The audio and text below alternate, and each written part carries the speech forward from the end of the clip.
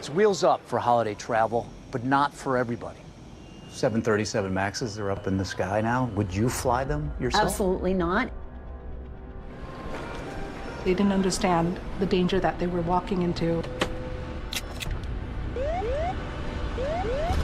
Pull up. Pull up. The plane had flown into the sea, at full speed. The passengers would have, of course, been hysterical. Computers, laptops, phones would have been flying around. Boeing resolved the criminal investigation against them in part by paying a $2.5 billion fine. They say the problems are fixed. But is that enough?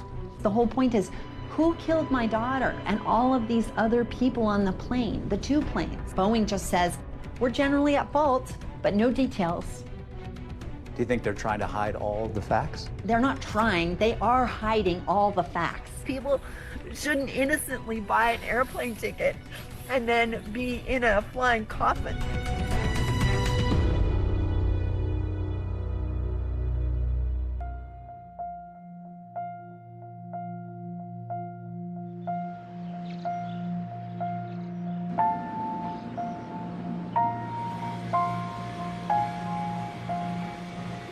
On a sunny March morning in Addis Ababa, the capital of Ethiopia, a truly remarkable group of passengers converged on Bola International Airport.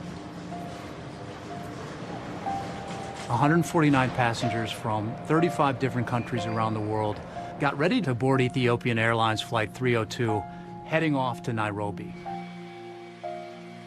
It was seemingly just packed with people who are on goodwill missions of various kinds. There was a big environmental conference happening in Nairobi, a UN environmental conference. Amongst the 149 passengers were also 9 Ethiopians, and one of them was Tamru Mulu, who is a child protection advocate. He was a kind of person who's really passionate about life, especially children who are suffering from conflict, drought. Also on that Ethiopian Airlines flight were 8 Americans, including 24-year-old Samia Stumo, who was raised on a Massachusetts farm by a family with a very strong tradition of activism. Samia had just started work for ThinkWell, which is a global healthcare organization. This was her first assignment. She was going to East Africa. She, at 24, had impressed them that they sent her instead of someone, a dozen years her senior. But not everyone on that flight was on a goodwill mission. There were also 2 brothers from California, Melvin and Bennett Riffle, on one last adventure together because Melvin was about to become a new father. Tell me how big this was for these 2 brothers to do this together. That was pretty remarkable. I thought so. I mean, No, I think so too. Yeah. I think it's rare that 2 brothers their age would stay close enough to want to travel with each other like that. Also on Ethiopian Air 302 that morning, a young Russian couple on vacation, Alexander Polyakov and his wife, Ekaterina. Они очень любили путешествовать. У них мечта была сразу, но они перво-наперво, как они хотели именно поехать в этот национальный парк в Кению, чтобы увидеть крупных кошек. And as they got ready to board, Ekaterina posted this cell phone video on Instagram of their plane outside that was waiting for them. In general, very few people think much about the model of the plane that they're on. It's something that most people really don't think twice about. In fact, it was a brand new model welcomed into the Ethiopian Airlines fleet with a lot of ceremony just months earlier, called the Boeing 737 MAX 8. We are welcoming the state-of-the-art modern airplane, the 737 MAX 8. It was a groundbreaking move for Ethiopian Airlines to acquire this aircraft. The fact that it was new, the fact that it uses the latest technology. Boeing had a track record of success, and all expectations at the time were that the MAX would just be, the next big thing for the company. But it turns out this brand new plane had a secret, unknown even to the pilots. And when it was revealed, it would not just impact Boeing in shocking and unforeseen ways, but the entire air traveling community worldwide. Boeing is an iconic American company. They're known as the king of the sky. This is a company that's at the heart of American engineering and American manufacturing. For Captain Sully, celebrated for successfully landing his crippled plane on New York's Hudson River, Boeing has long been the gold standard for passenger aircraft. Boeing had a century-long history of engineering excellence, an effective culture, good leadership. There's a saying, and it stands today: if it ain't Boeing, I ain't going. It's affirmation that Boeing has had our back for decades.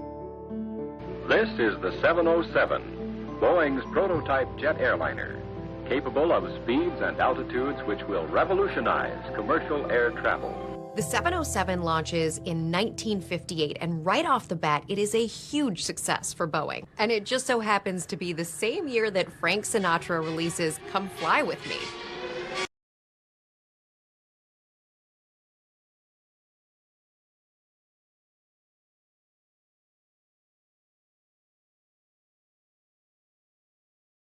It was exotic, and it was desirable, and it was glamorous.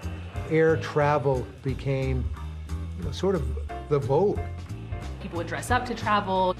Meals and flights were not a joke, something that people might look forward to. The 1960s were an extraordinary period for the company because of the 7 series of planes. 707 was the first successful jet. After that, Boeing just started building more and more, and the 727 came, the 737 came. And then they would do the 747, the so-called Queen of the Skies, the first jumbo jet. Boeing, from that point forward, was the premier maker of passenger aircraft.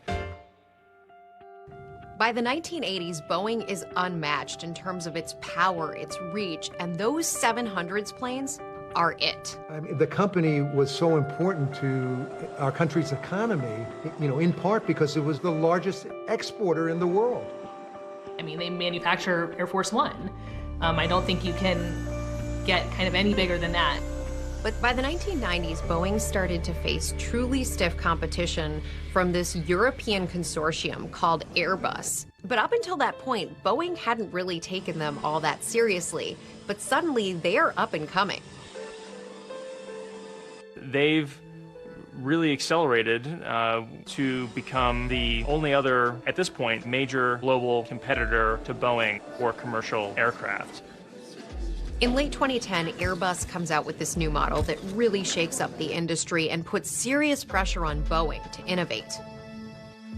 The A320neo, a single-aisle aircraft that had new, more fuel-efficient engines that could fly farther and for cheaper. People want to fly direct, and to do that, you need smaller, more efficient planes. Boeing was focused on the wide-body world. Airbus beat them to the chase. The A320neo. Damned if they didn't wind up becoming their fastest-selling airliner. And then Boeing's like, well, wait, what are we going to do? Boeing comes up with what they think is this really smart plan. Instead of developing an entirely new plane to catch up with Airbus, they decide to take a shortcut and revamp a model that's already on the market, saving them a lot of extra time and money. That's when they said, okay, we can take another look at the next iteration of 737. There were new engines, larger, more fuel-efficient engines being added to this aircraft. Boeing calls this new model the 737 MAX, and they promise they're going to fly more people, it'll cost less money, use less fuel, and cost a lot less to operate. United Airlines says it has cut a new deal with Boeing to build 150 737s for its fleet over the next 10 years, giving the aircraft manufacturer a leg up against its main competitor, Airbus. The Boeing 737 MAX was the fastest-selling airliner in Boeing history. Another ball out of the park for Boeing commercial aircraft. You've got United and American and Southwest all lining up to buy it, along with 70 other buyers around the world. One of the big customers early on was a young budget carrier in Indonesia called Lion Air. It was a huge deal. Tonight's Money Matters, Boeing has finalized its biggest sale ever, a $22 billion order from Lion Air of Indonesia. The 737 MAX 8 had been flying for 17 months without any incident, but then in October of 2018, suddenly, out of the blue, an alarming problem developed with one of Lion Air's brand new MAX planes. They don't realize that there's something in it that could potentially be hazardous and something that pilots and co-pilots are not familiar with. All of us are screaming like we are in a roller coaster. To be honest, I think this is my last flight and this is my last day.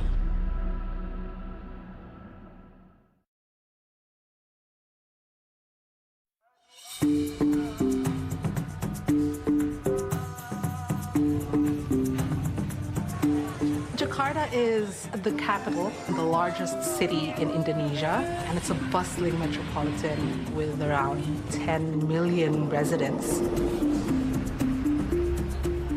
The aviation industry was booming, especially with the increase of the middle class in Indonesia. One of the airlines that benefited from that boom in air travel is Lion Air, an aggressive, rapidly growing budget Indonesian air carrier. In 2011, Lion Air made a huge splash buying more than 200 of Boeing's 737 MAX 8 planes.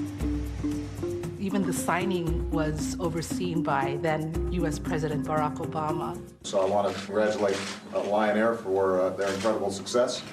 One of the Lion Air pilots chosen to fly the new 737 MAX was 31-year-old Bhavya Saneja. He's an Indian national whose dreams of being a pilot started when he was just a child. So can you tell me about your son? Yes, Bob, my son was a gifted child, a blessed child. I was into aviation, and for an aviator, when the child is flying and he becomes a commander, it is a big thing, you know, it is the sort of pinnacle of your dreams.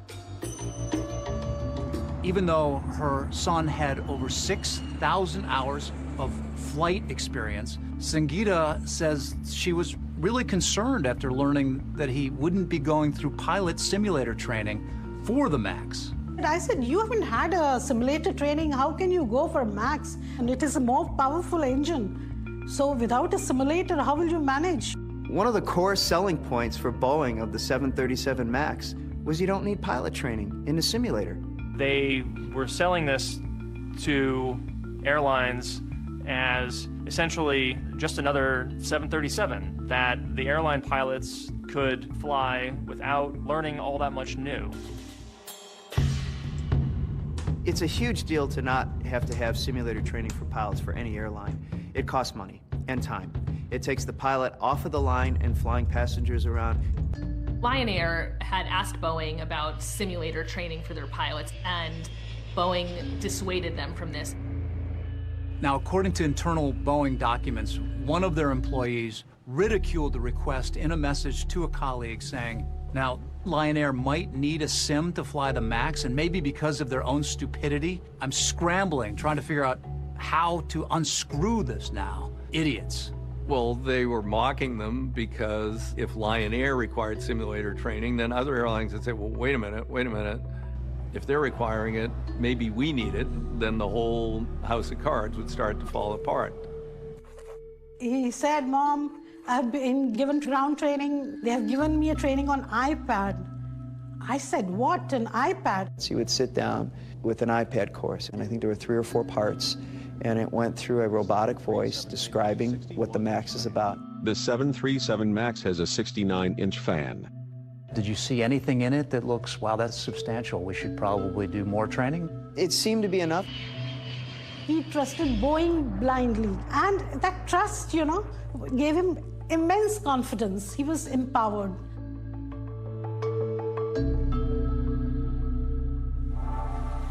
In October of 2018, Lion Air had a handful of the new 737 MAXes in its fleet, and one of the aircraft was going to be departing from Bali with the crew and passengers.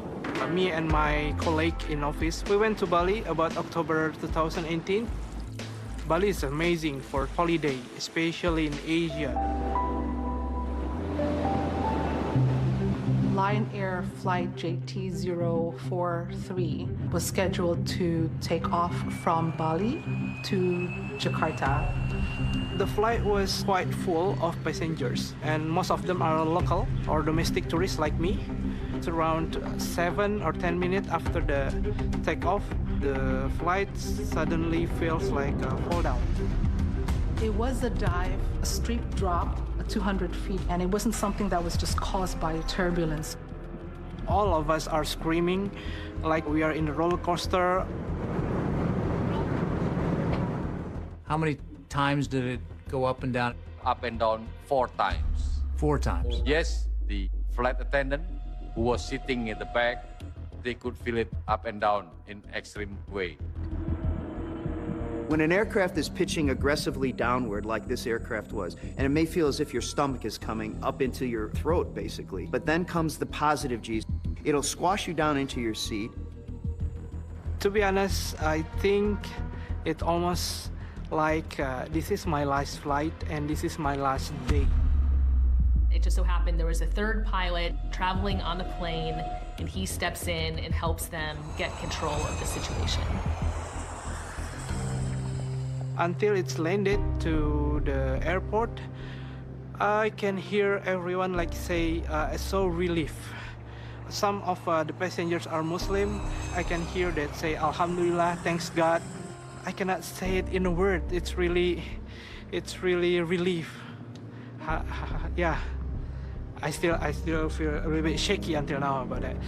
The pilots were able to control it. They knew they had a problem, but they didn't understand exactly what the nature of the problem was. After the flight successfully landed in Jakarta, the pilots logged that they'd had some issues, but they left a lot of gaps in understanding what had happened on that flight. That left the next crew in the dark about potential problems with the aircraft. The very next day, Captain Soneja is assigned to an early morning flight out of Jakarta on that same 737 MAX, but he was given an incomplete report about what happened to that plane the previous night. These are 2 different flights, but the same exact plane. So it's something that spells disaster.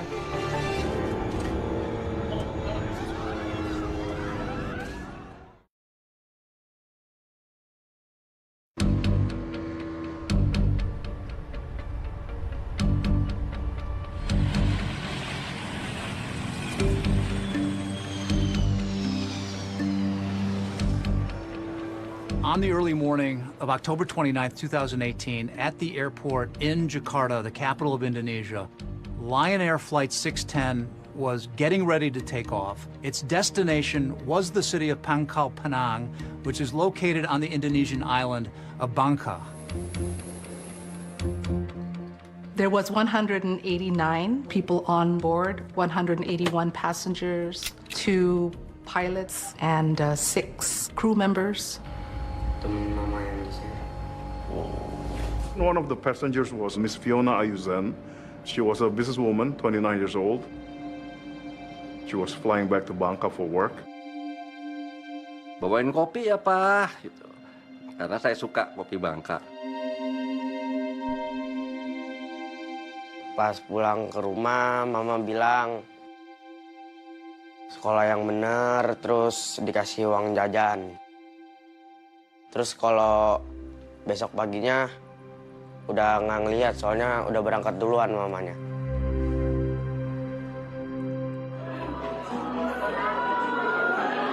There was also another passenger by the name of Fendi Cristanto. He was flying to Bangka on a business trip and also on a personal trip. His father just passed away. Karena dia mau mengikuti sembayang bersama dengan keluarganya untuk sembayang orang tuanya. Pulang mau ngikutin sembayang yang ke-21 hari. One of the passengers shot some video as they were boarding the flight. No one on board, including the pilots, had any idea that this very same plane suffered a near catastrophe in the air just the previous day. And on that video, you can see the brand new 737 MAX out the window. Lion Air Flight 610 on that same 737 MAX is taking off from Jakarta. Very shortly after the flight takes off, the pilots are struggling with the plane. The stick shaker pops off. It is loud and it is rattling in the captain's hands. There are a cacophony, a tidal wave of other distracting alerts. Airspeed disagree, altitude disagree. Pull up, pull up.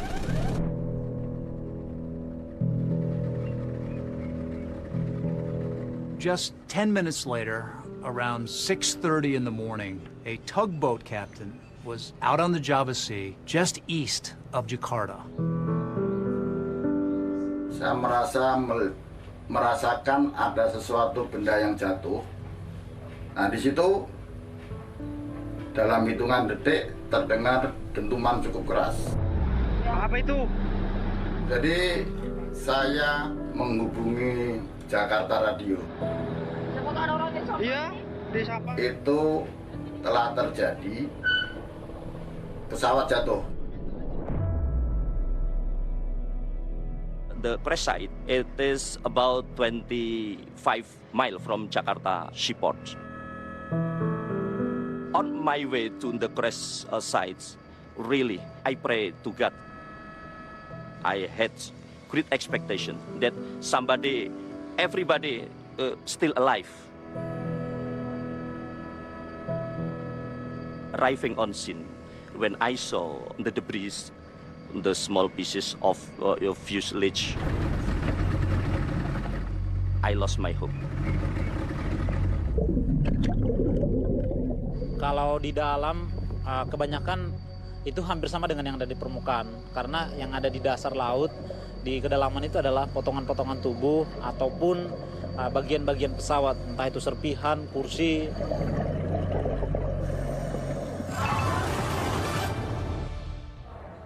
Presiden Direktur Lion Air Edward. When news of the crash broke, I immediately flew in from Beijing, where I was based at the time. So the sun has just gone down, and you can see all the police officers along this dock. After arriving in Jakarta, our team headed out straight to the docks where the wreckage from the plane was being brought in. Whether it crashed or what happened, we still don't even know. But these crews have been pulling up and carrying out debris piece by piece. By the next day, the family members of the passengers were gathering and anxiously really waiting for word on whether their loved ones had survived the crash.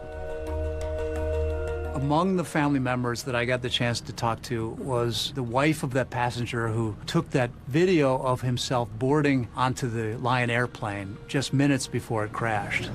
Your husband actually was taking video of the others getting on the plane when he got on? Yeah. Yes. Can you show that to us? Well, these are a lot of the other passengers that were on the plane? Yeah. Is there still some hope that there are survivors? Yeah, we do believe that God still control, and we still have some hope that they can find him alive. It was clear pretty quickly that the plane had flown into the sea, at full speed, and came apart with such force that there was no way anyone could have survived. Berdoa buat cepet ketemu gitu. Berdoa biar tetap selamat, tapi nggak selamat gitu. Karena benar-benar saya kerasa kehilangan.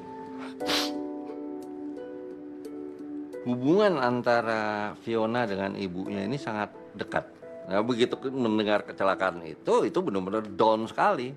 Benar-benar shock, down. Jadi 1 hari setelah pesawat jatuh, mendengar kabar ibu yang meninggal.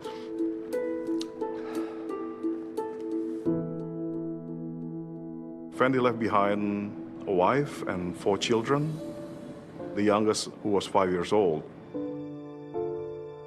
Jujur ya Bu, suami saya itu kalau naik pesawat itu memang sangat khawatir. Dia itu paling takut kalau naik. Dengan rasa ketakutan yang dia alami gitu loh.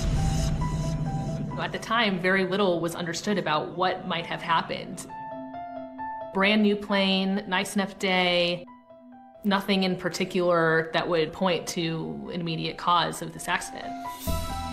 This is a fairly new plane.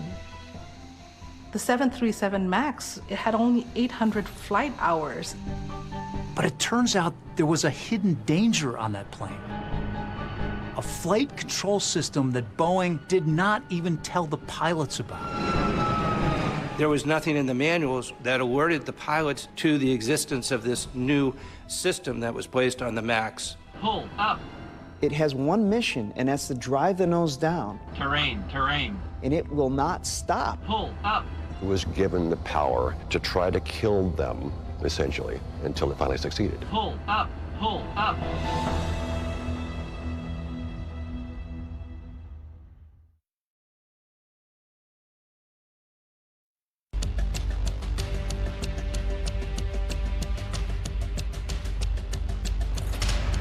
Devastating plane crash in Indonesia. Lion Air jet with 189 people on board fell into the sea minutes after takeoff, leaving no survivors. So far, 24 body bags have been delivered. The jet was a new Boeing 737. I gotta say, my first thoughts were, boy, it's a brand new airplane. It must have been bad maintenance, or it must have been pilot error.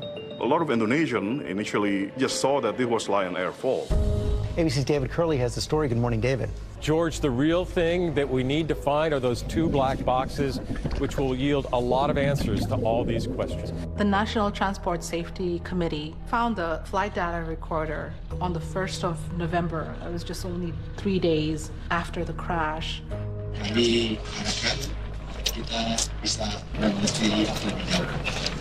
As they look at the contents of the flight data recorder, it becomes clear that something had gone terribly wrong. The pilots are struggling with the plane, almost in a tug of war.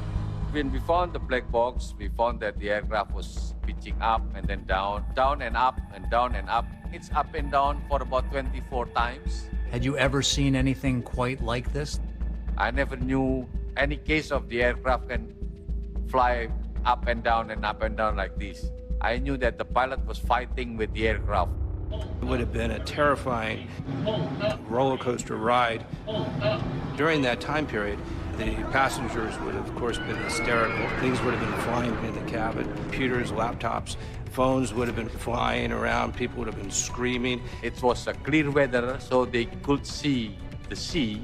And I think it will be very scary for everyone in the cabin to see outside, to feel the speed.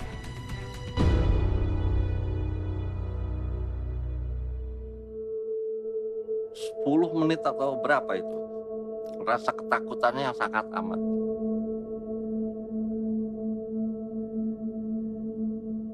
Saya yakin saat itu dia sangat takut sekali, Bu, dengan pesawat yang goyang seperti itu. Saya bisa ngerasain juga. When the cockpit recorder was eventually recovered, it was revealed that pilots were rifling through the pilot manual, trying to apparently figure out what to do. They're turning the pages to find out what the hell it is, why the aircraft is going down. They start shouting about which procedure should do. They knew that they were having serious problems, and they just screaming the name of God. That point of time, that only pain he must have felt was the sense of failure, that he's not able to save others, except that he was a brave child, you know.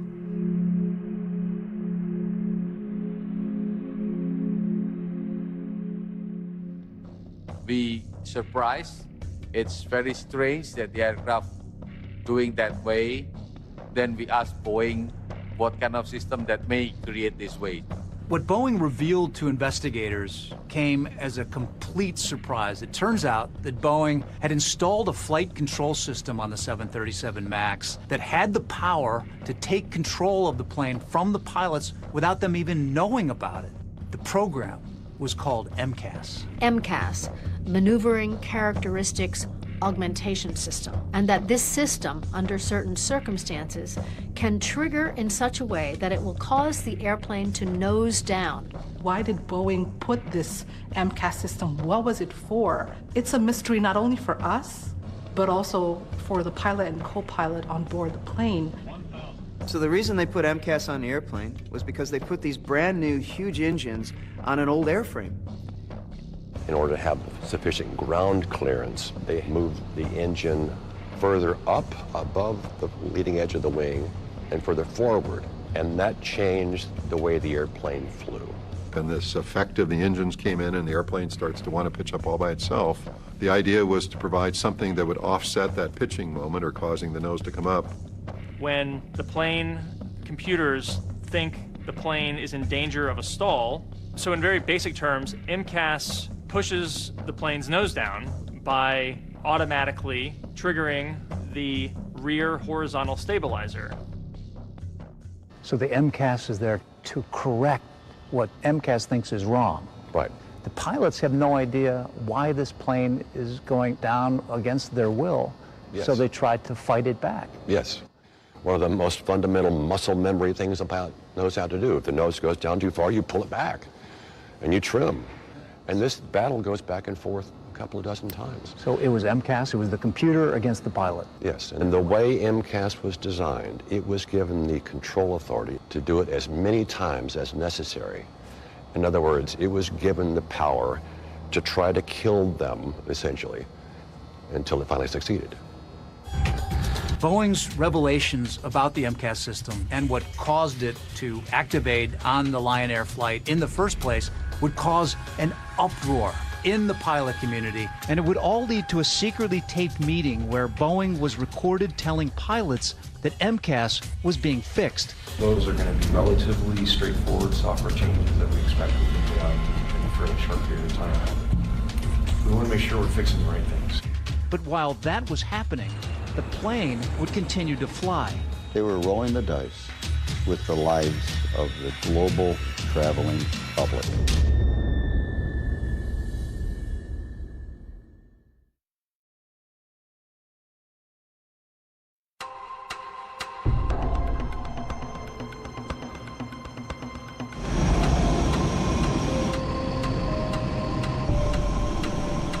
Now that urgent safety warning from Boeing about their brand new 737 jets after that deadly crash in Indonesia. Now concerns about a feature that could malfunction, causing planes to abruptly dive. A week after the Lion Air crash, Boeing issued a safety bulletin to the airlines, finally revealing the existence of a flight control system on the 737 MAX that could unexpectedly force the plane's nose down. It's an admission by the company that there is a potential glitch in its newest aircraft. Just a few days later, Boeing tells operators for the first time that there's a new and previously undisclosed system on the aircraft. And that is MCAS.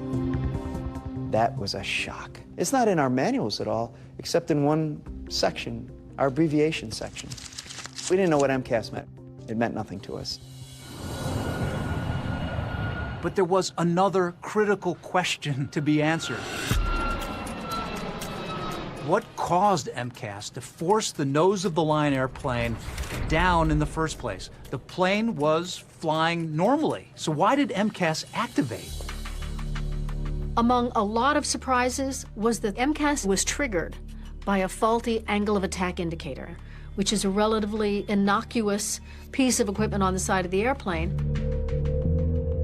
The angle of attack sensor was feeding incorrect data about the angle of the plane's nose. It was telling the plane that it was, approaching a stall situation, that its nose was pitched up. So the plane thought that the nose was angled too high, when in fact it wasn't. And that MCAS needed to come in and push the nose back down. And there was a further revelation about MCAS that took investigators by complete surprise. Even though there are two angle of attack sensors on the 737 MAX, MCAS only relied on one of them.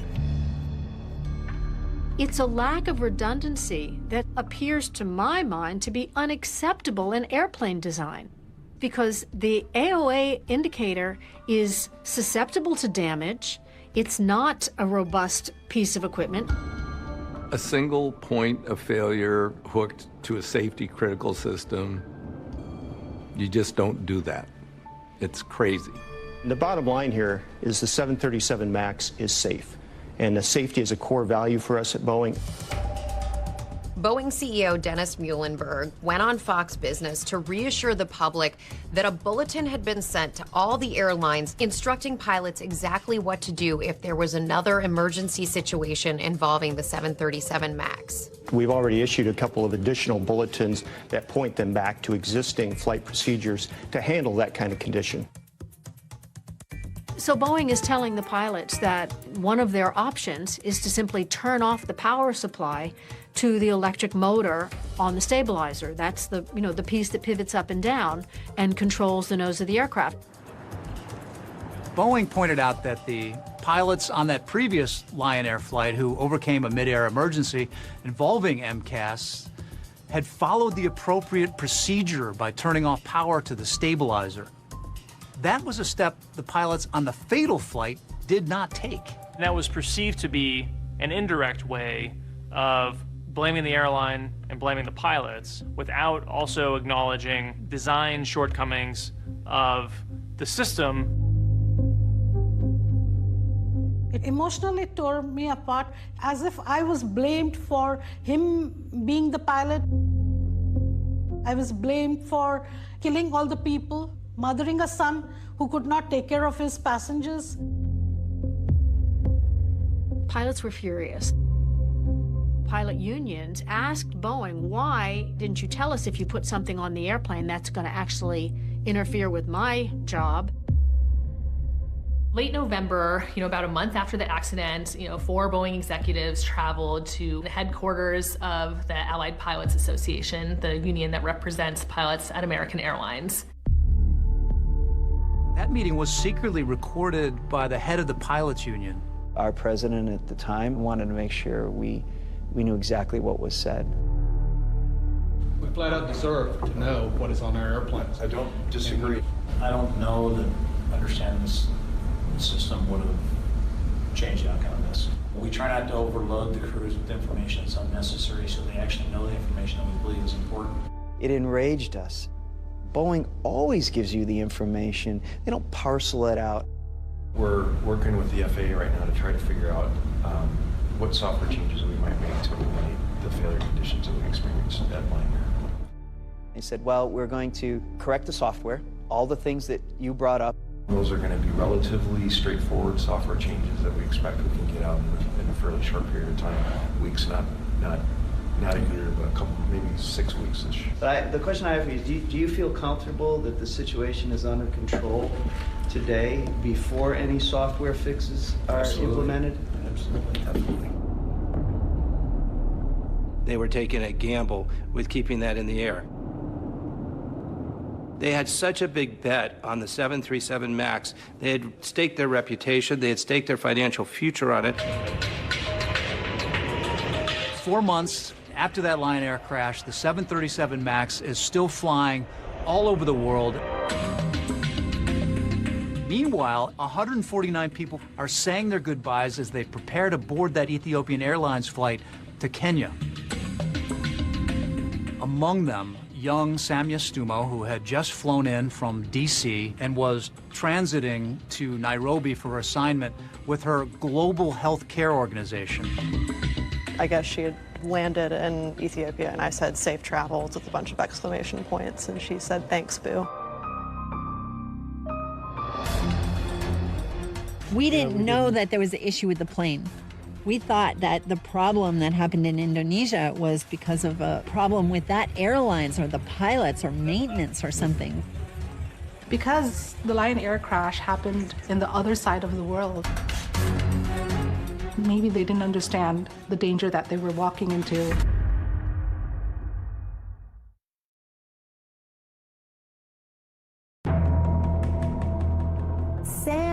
Samia, where are you? Where are you, Samia? Boeing killed my daughter. We're not afraid of anybody. The bottom line here is the 737 MAX is safe. It may be now, many people think, but can that ever make up for the lives that were lost in 2 crashes, even with Boeing now accepting responsibility? Do the people that should be accountable for what happened, are they being punished? No, absolutely not. Hold up. We flat out deserve to know what is on our airplanes. The nose is pointing down, and it's over. Boeing 737 MAX 8 crashing to Earth just 6 minutes after takeoff. There was not a plane there. There was a hole in the ground. The pilots have no idea why this plane is going down against their will. Pilots were furious. Why didn't you tell us if you put something on the airplane that's going to actually interfere with my job? What I want and what the whole public wants is accountability.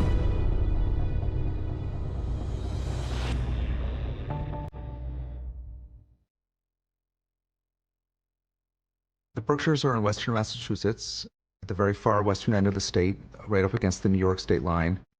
The Stumos live in a town called Sheffield, and it's an absolutely lovely spot. It's quite a large farm, and it has this unbelievable view of the mountain range just to the west. You can see the lower field is a cornfield. How much land is there here? 180 acres. Nadia Milleron and her husband Michael Stumo moved to this farm after a career as attorneys and advocates in Winsted, Connecticut. That's also the home of the brother of Nadia's mom, perhaps the most famous consumer rights activist in American history. Standard can be considered so inadequate that it is deemed illegal for the consumer interest. Nadia's uncle was Ralph Nader. Ralph Nader became famous through his activism in Washington and his whole war on auto safety and all the rest. I think he's had a big influence in both of our lives in terms of trying to make better things happen. Nadia and Michael had 3 sons and 1 daughter who they named Samia. She was a force of nature. She was just, oh gosh, she was, beautiful, intelligent, charismatic. She could just light up a room. But around here, she raised pigs. She would sell the meat to the neighbors. If she decided you needed to buy her pork, you were going to buy her pork. Samia very much absorbed the family ethic, that you were supposed to use your time well, you develop your skills. She became very good at her instrument, which for her was cello.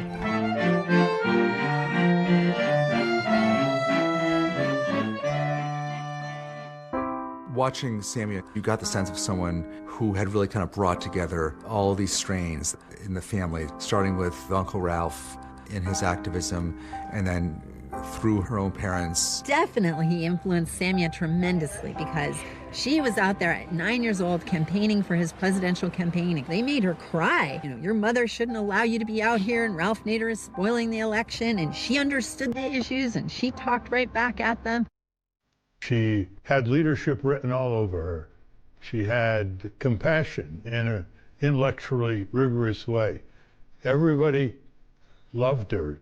One pivotal moment in young Samia's life that fueled her drive to change the world was the tragic childhood death of her brother Nels. He was diagnosed with cancer at 15, 16 months of age, and he ended up not making it. He died a little over 2 years old. We actually, we only have one picture with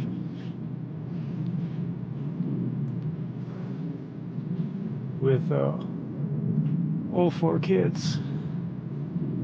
Did she ever tell you that part of her motivation and dream to get into medicine was because of what happened to Nels?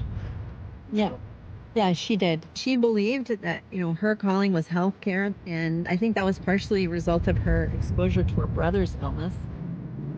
Samia went to the University of Massachusetts and then managed to get a Fulbright scholarship for the Public Health Master's program at the University of Copenhagen. Everybody liked her, but she was very firm in her beliefs. It really kind of forced you to think about what you said, think about what you believe, and defend it. When I met Samia, I was really shy to talk to people. We just would go on these fun adventures. It just helped me be more fearless. She had this knack of making you feel as fascinating as she was. In January 2019, Samia had landed a dream job in Washington, D.C. with a global public health organization called ThinkWell. Just a few months into her new job at Thinkwell, Samia gets her first assignment to go overseas. They were going to send her over to East Africa in March of 2019, where she was going to help set up some new offices. This is the kind of thing that a relatively seasoned person is usually put into, and someone like Samia, without much experience in this, we were just so blown away by her that we felt that she had the acumen to be able to figure this out. As Samia got ready for her Africa trip, perhaps the last thing on her mind was the tragic crash in Indonesia just a few months earlier of a Boeing 737 MAX plane, killing everyone on board. And now we're going to turn to that chilling report about the Lion Air crash. From the moment the flight took off, pilots fought a tug-of-war with an automated system that repeatedly pushed the jet's nose down. After the crash, concerns had been raised about a new flight control system Boeing had installed on the plane called MCAS. Maneuvering Characteristics Augmentation System. This system, under certain circumstances, can trigger in such a way that it will cause the airplane to nose down, independent of the pilot's judgment. It turns out there was a defective sensor on that Lion airplane that accidentally triggered MCAS to activate and caused the plane to repeatedly go into a dive before it finally crashed. After Lion Air, there was not a lot of urgency. I think it was sort of easy to dismiss it as a one-off. I would say it pretty quickly faded from view for the majority of the traveling public. On March 10th, 2019, Samia left D.C. for Addis Ababa, Ethiopia, where she would be transferring to another plane on her way to her assignment in Kenya. So there's 149 travelers from around the world, and they're about to get on the newest Boeing airliner, the 737 MAX. They have no idea of the danger.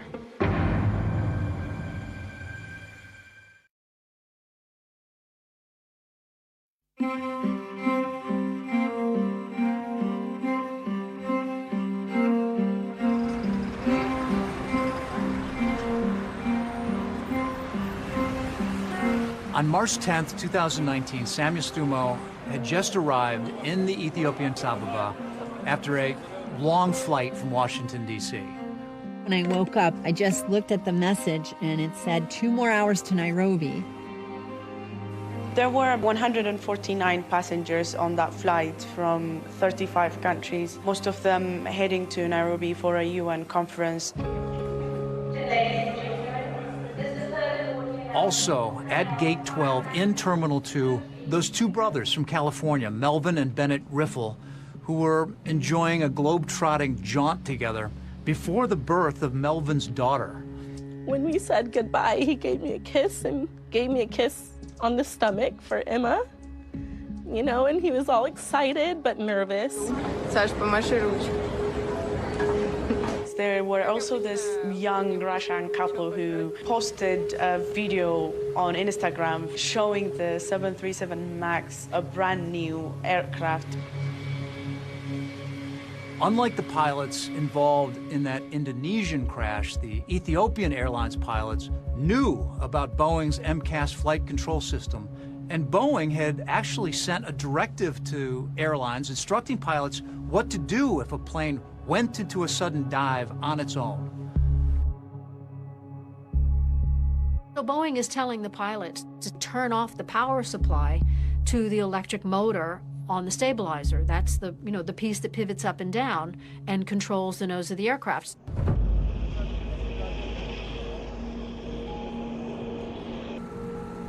It was a bright Sunday morning. The plane took off at 8:30.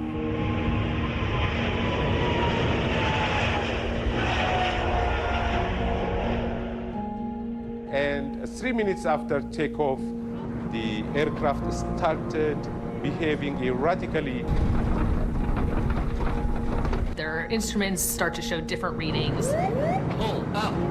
After 6 minutes later, the plane was spotted again about 30 miles from Addis in a small town called Bishoftu. ተሽከረከሩ ዱበኒ ይምቦባ አራ ዱፌ ዱራኒ ማታ ሶልቀበ yeroo lafa udoo ga'uun sagalee guddaadhaa fi haara guddaatu samiitti ol ka'e.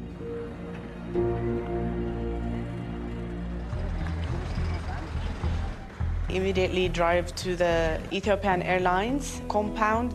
There were family members, people were crying, and some of them holding their head, and it was so horrifying to see them. An hour earlier or something, I talked to him, and it just didn't feel right. I don't know, I was trying to deny that it happened, or it's true, or somehow he has been spared. We start in Ethiopia, where around 157 people are feared dead after a plane crashed early on Sunday. Within, I think it was 2.5 hours or 3 hours, we were on a plane headed to Addis Ababa. This dirt road takes you to the field where that crash site is. So finally, after almost 3.5 hours, that we arrive at the crash site, and it's splayed out in the fields.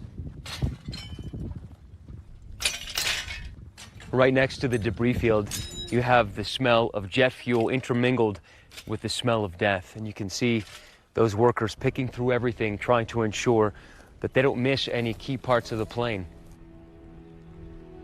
The plane came down at such an enormous rate of speed, basically as fast as a cruise missile flies, that it essentially disintegrated into that hole. You can tell how violent that impact was, how shredded these metal components are. But you also have to remember that there is more difficult work here for a lot of these workers here, and that is dealing with the people who are on these planes. And everywhere you go, you see shredded bags and personal effects.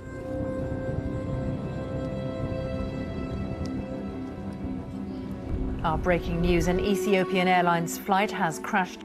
With victims from 35 different countries on board, grief resonates all around the world, including in a small seaside town in Russia. Ну, просто очень обидно, когда такие дети на взлете, так сказать, и на взлете своей карьеры, на взлете всего погибают. In the Northern California town of Redding, a phone rings in the Riffle home. It was the embassy in Ethiopia. I said, I know why you're calling. Is it both boys? And they said it was. It's something you can't believe when you hear it. It's like you're in a nightmare or something, and it's just totally unbelievable. It's one thing to lose one of your children, and you lost both. Yeah. Lost our family, and we had to help Brittany. I said, please don't tell me my husband's dead. And Susan said, both of them. And I just collapsed. What do I do now? I'm pregnant. What do I do? Our baby. What? What do I do now? And word of the terrible crash also travels to a family farm nestled in the Berkshires in Massachusetts. I turned on the BBC. It said that a plane had crashed. I remember I couldn't breathe. Then I woke up, Michael, and he told me, what are you talking about? That's impossible. That's what he told me. My sister is not going to die in a crash. It doesn't fit into your world. And we thought, oh, well, maybe she survived. We needed to get to Ethiopia right away to help her. We had to be there. And we had to protect her. We got in a car and we headed for JFK, got on the flight, and along the way, along our journey, we learned that there were no survivors because we kept looking at the news.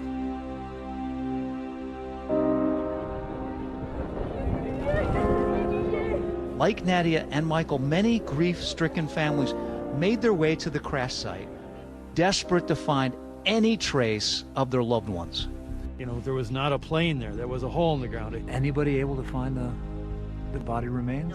There was nothing bigger than a femur bone. The black box data now in the hands of Ethiopian officials. As the investigation continued in the cause of the crash, there was a question on many people's minds. Would Boeing 737 MAX plane be implicated in a fatal tragedy again?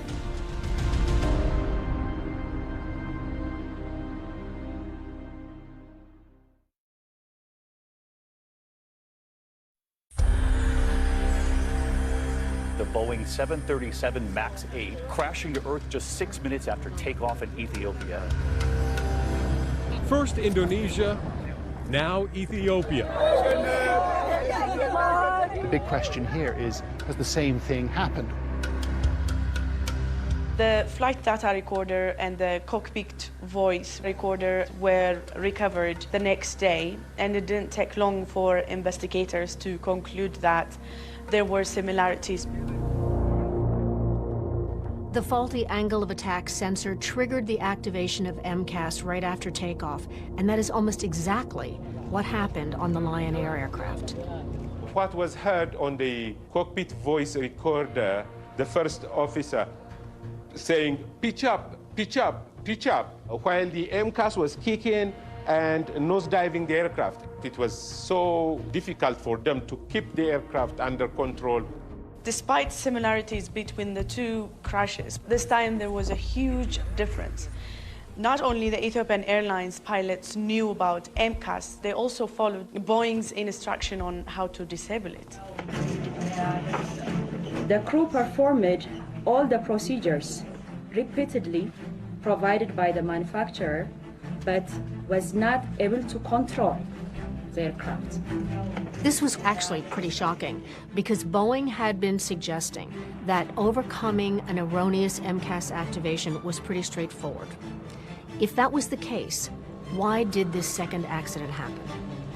To better understand why those pilots could not recover control of the plane, we asked two experienced American Airlines pilots and members of the Allied Pilots Association to take us through what might have occurred in that Ethiopian Airlines cockpit based on information from the black boxes. So in here, what will we see? In this airplane, while it is not a MAX, the displays are very similar. But what's unique about the MAX in this case is the MCAS. I'll be kind of simulating the MCAS with my electric trim switch to show what the MCAS would be doing. So now we're going to take off from the capital of Ethiopia, Addis Ababa, heading to Kenya. Yep. Shortly after the takeoff, faulty data from the plane's angle of attack sensor triggers a myriad of false alerts in that cockpit. Seconds after you take off. Altitude disagree, airspeed disagree. The stick shaker is shaking continuously, very loud. This will not stop throughout the entire flight. In the middle of all these distractions, MCAS suddenly activates. MCAS is firing. Starts to push the nose down. I'm pulling back, and then I trim up, get a little bit of trim up on it, and the MCAS kicks in again. The MCAS is more powerful and fast than what the pilot can do, so it'll always win more. It was at this point that the Ethiopian Airlines pilots followed Boeing's instructions and cut off electronic power to the stabilizer in the plane's tail. So you realize that MCAS is not working. But the problem now is that the nose is so far down, they're having trouble holding it back, yeah. MCAS had left the plane in such a precarious position that the pilots did not have the physical strength to manually pull it out of that deep dive. Now the stick is getting very, very heavy. So the captain says, pull with me, which is basically saying, help me. I've got a lot of weight on this, but I have no trim to do it. I go, okay, manual trim. Okay, and I'm trying, but it's not working. I can't hold it back. Unable to control the plane manually, in a last-ditch effort, the Ethiopian pilots decided to turn the electronic stabilizer system back on. The MCAS fires, and this fire goes and goes. I'm pulling back, a little bit of trip. And now the nose is pointing down and it's over. Stop the sim. They're headed toward the ground. They turn those switches back on, which is not in a checklist, but welcome to the battlefield. You're staring at the ground and you don't know what else to do. Do you ever think about what goes through the mind and the heart of pilots when the plane is going down? Yes, I don't like to think about that. I think that's everyone's worst nightmare. It's hard. But they fought. They fought. They did what pilots do. The system let them down. The system let them down. Unlike with Lion Air, the Ethiopian Air crash has sudden and swift repercussions for Boeing. Ethiopian Air immediately grounds their entire MAX fleet, and like a domino effect, countries around the world start grounding their fleets. All of us at Boeing are deeply sorry for the loss of life in the Ethiopian Airlines Flight 302 and Lion Air Flight 610 accidents. Boeing was saying that they were working on adding safeguards to MCAS to make a safe airplane even safer. Would the accident have happened without MCAS, though? You Again, call it a link. It's a chain of events, right? There is no singular item, it's a chain of events. But what you came up with in the end was flawed, was it not? We've designed the MAX to have the flying qualities that were desired in the hands of the pilots. The MCAS system is part of that design effort. Corporations always see profit, always see brand protection. They will not easily admit their wrongdoing, even where it is very evident. And that was the case with Boeing at that particular time. 346 people died. Can you answer a few questions here about that? He's sorry that we lost our family members. He doesn't take any accountability for having caused their deaths. If Boeing thought that Nadia and Michael and the other victims' families were going to just quietly go away and not try to hold the company accountable, they could not have been more wrong. It was amazing to behold these two people from this farm in western Massachusetts coming down to take on really one of the biggest corporations in the world. Mr. Stumo, thank you for your presence today. Boeing killed my daughter. We're not afraid of anybody.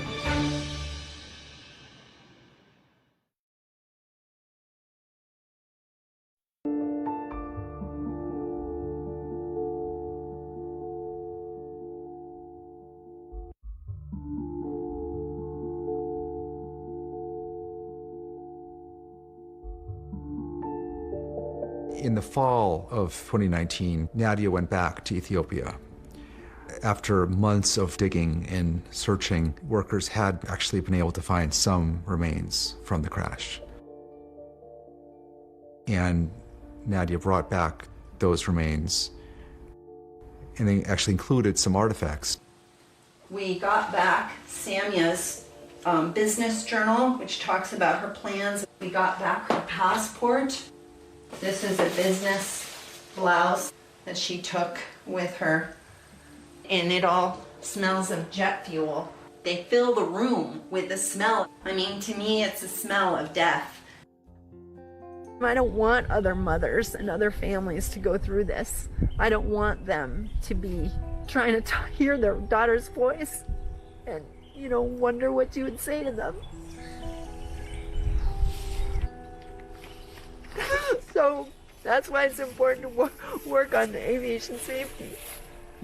Because people shouldn't innocently buy an airplane ticket and then be in a flying coffin.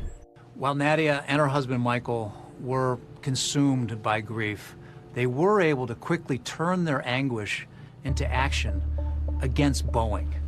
The family of Samia Stumo shares their pain so that others don't feel the same. Michael and Nadia fly to Chicago and file the first lawsuit against Boeing by an American family.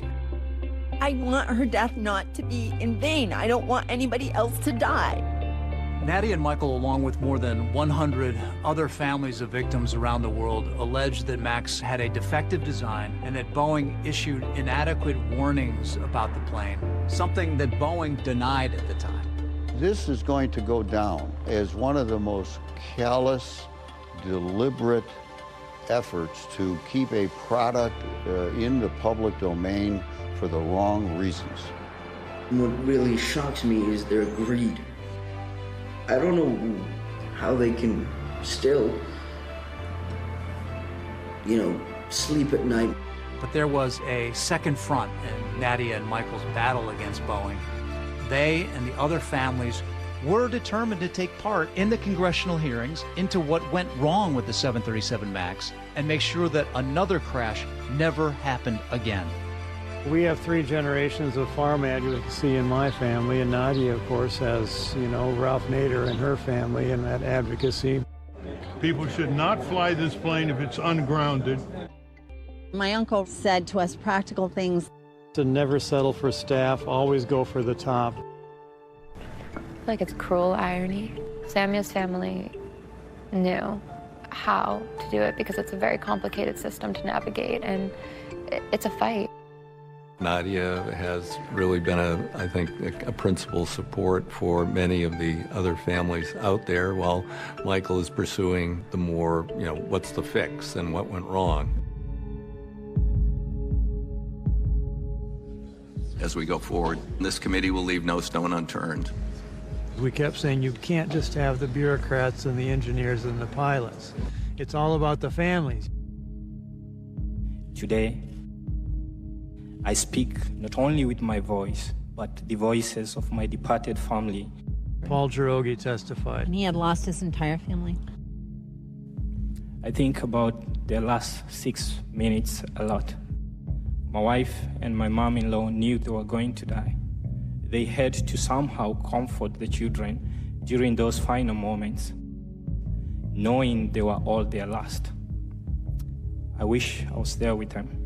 At the congressional hearings, there was some talk that foreign pilots failed to respond appropriately. For me, the accident report reaffirms my belief that pilots trained in the United States would have successfully been able to handle this situation. Chair now recognizes Captain Chelsea B. Sullenberger III. That claim was called out after the dramatic appearance of perhaps the most famous pilot in America, Chesley Sullenberger. I'm one of a relatively small group of people who have experienced such a crisis and lived to share what we learned about it. Sully was the miracle on the Hudson pilot. He successfully landed his plane on New York's Hudson River after a bird strike crippled his engines. Captain Sullenberger became a national hero, immortalized by Tom Hanks in the movie Sully. Like many pilots, I was disappointed that many were blaming the dead crews of the accident flights.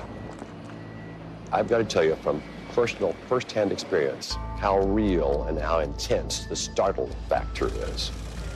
I recently experienced all these warnings in a 737 MAX flight simulator during recreations of the accident flights. Even knowing what was going to happen, I could see how crews could have run out of time before they could have solved the problems. Boeing, built into their design of MCAS sort of an assumption that pilots would be able to react to something going wrong within 4 seconds. Well, think about that. Let's start the clock. Now, 2, 3. That's it. It's just really unlikely. Almost any airline crew would have acted effectively that fast. These accidents should never have happened. And I'm really distressed that they happened. But the investigation into Boeing would go much deeper, raising questions about whether Boeing knew about problems with the MAX before they put it in the air. The information coming out of the investigation is shocking. And it would all lead to a face-to-face confrontation between a grieving mother from a farm and the head of one of the most powerful companies in the world. And I want to, confront a situation, but I want to say it to you directly because I don't think you understand what we're saying.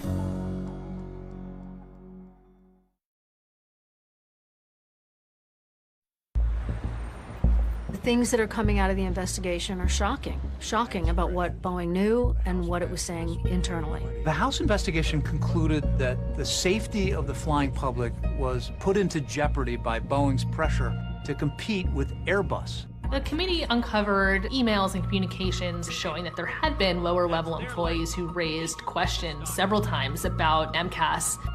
In an internal email, a Boeing engineer wrote about that problem that triggered MCAS in both plane crashes, saying, "Are we vulnerable to single sensor failures with the MCAS implementation?"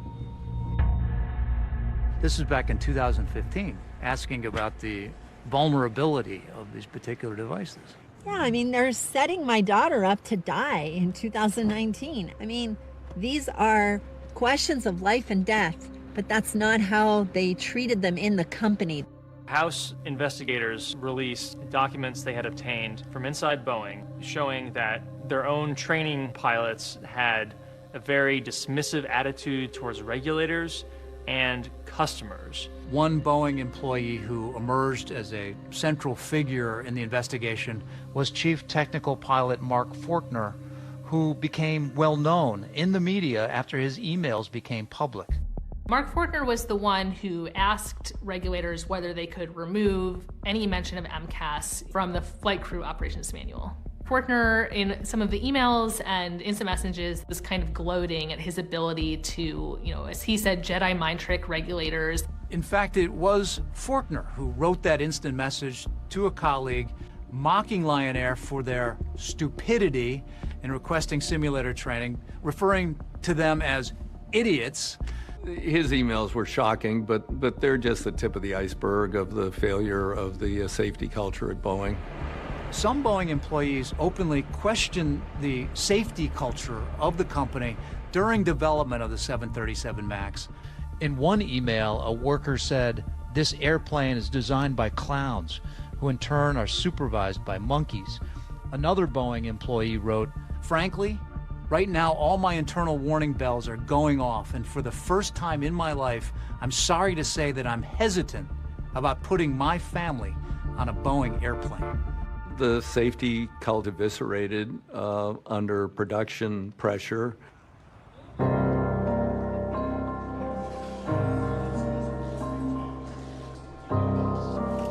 For the first time, and on tonight's one-year anniversary of the first 737 MAX crash, Boeing CEO Dennis Muilenburg faced Congress. For Nadia, Michael, and the other families, the person they really wanted answers from was the man in charge of Boeing. When Dennis Muilenburg comes to Washington to testify, it's a really big moment. I've met with the families.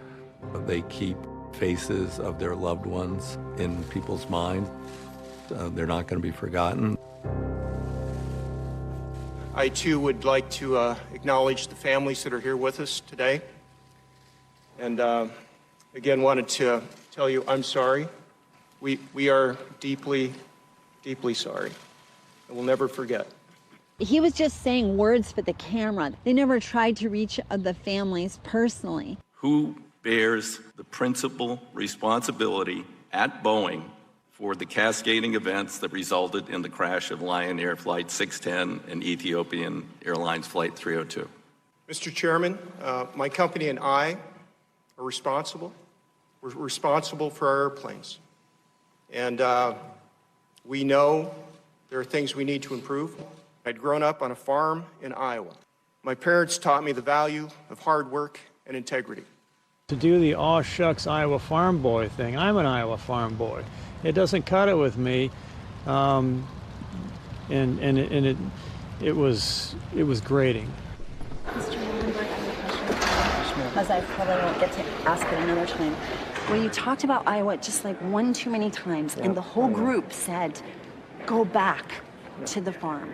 Go back to Iowa. Do that." You're not the person anymore to solve the situation. But I want to say it to you directly, because I don't think you understand what we're saying. I respect that. I really do. In the end, it's about safety. And Even if you're not capable of doing that. I respect your inputs there. I just tell you, we are very focused on safety. And you have. I wanted to pierce through to the human being. Imagine being in our shoes. Just a couple months after the House hearing, Muilenburg was forced out as CEO of Boeing. But while Muilenburg may be gone, the clouds of suspicion over Boeing remain. And the Justice Department is investigating, and hopefully some people are going to go to jail. We're going to turn now to the 737 MAX jet. It's making its first passenger flight since 2 deadly crashes. The Boeing 737 MAX is flying around the world. Airlines have started flying it again. The question that some air travelers may have is it now safe to fly?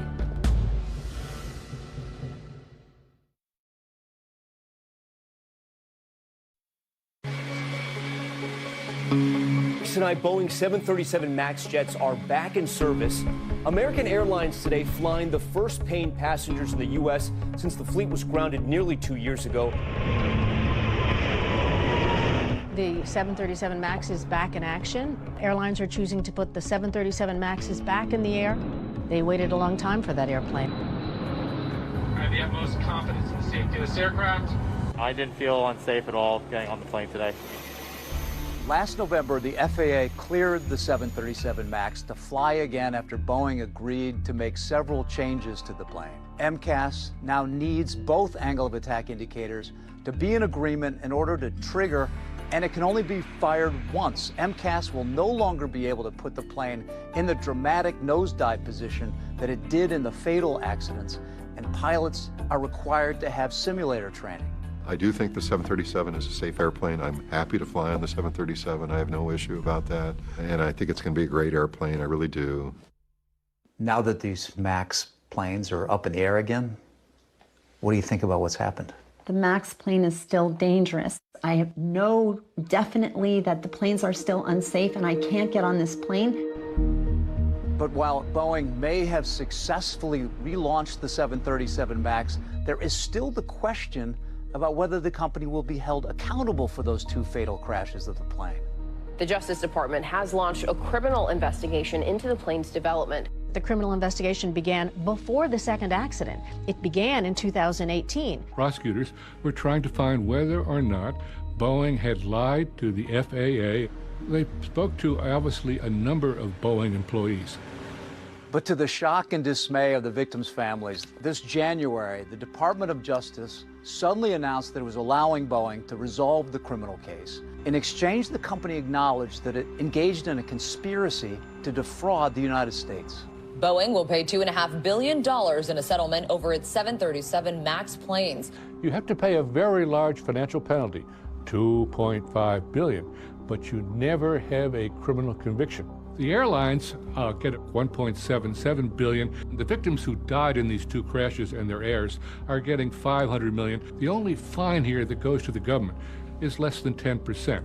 I was just outraged. How is it that Boeing cannot be held to account by our justice system? And the agreement seems to allow Boeing off the hook.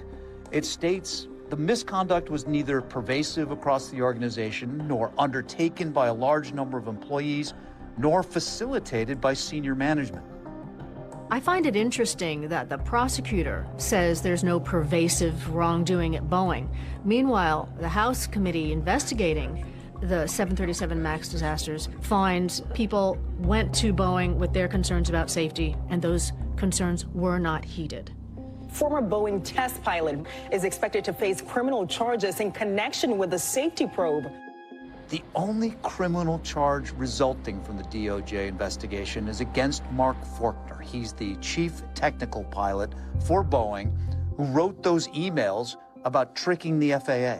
So Forkner is the one on the frying pan right now, and the only one on the frying pan. Forkner was charged with deceiving safety regulators and faces decades in prison if convicted. He has pled not guilty. This tragedy deserved a search for the truth, not a search for a scapegoat. The truth will show that Mark did not cause this tragedy, Mark did not lie, and Mark should not be charged. He did something terribly wrong, supported by the company he was working for. I hope that Mark Forkner's attorney will prevail in showing how many people were involved in this. People read about air accidents and they think about the victims and they think, oh, geez, that's so sad. That's so sad, and it is. But I think what goes unappreciated is the fury of someone who must see that they've lost a loved one or many loved ones, and the culpability lies right there, and they will never get that justice. I think it's worse than grief. But for the parents of Samia Stumo, there's much more to their daughter's legacy than just anger at Boeing. There's a fellowship project in my daughter's name, and we have 5 young women doing global health projects in their countries. And these young women are emerging leaders like Samia was. So you're doing the kind of work that Samia was doing? Yes, I wish she could do it herself. We're going to make sure that Samia's effect in the world in terms of helping human beings is multiplied.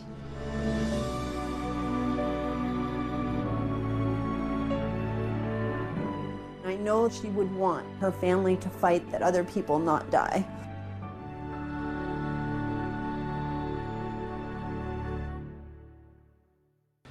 Those fellowships a fitting legacy. And we should also point out tonight that in the civil suit that's been filed against Boeing by the victims' families, Boeing has accepted liability for the crashes and agreed not to blame the pilots. In fact, they have admitted that Boeing itself was at fault. That's our program for tonight. I'm Amy Robach. And I'm David Muir. From all of us here at 2020 and ABC News, good night.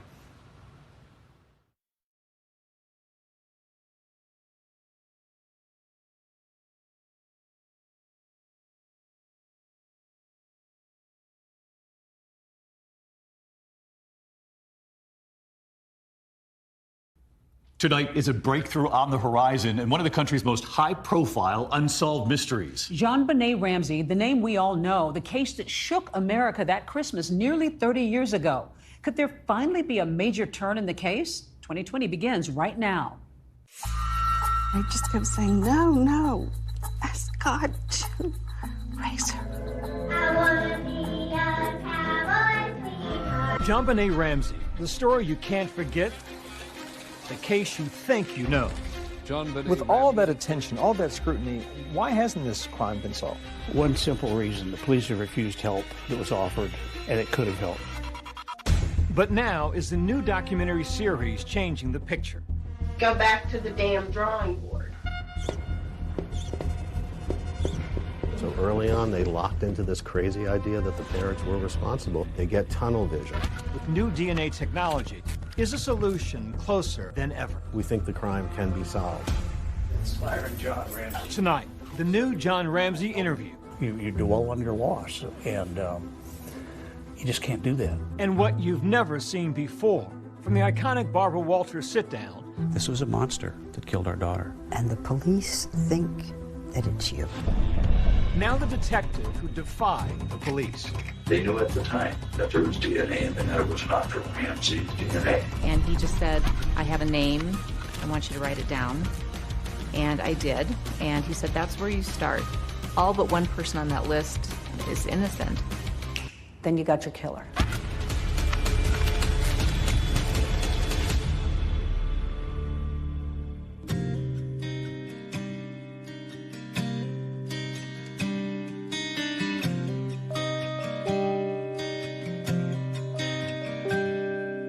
She was a beautiful child of God. We knew she was special. We knew she was going to make a difference. We certainly didn't expect it to be this way.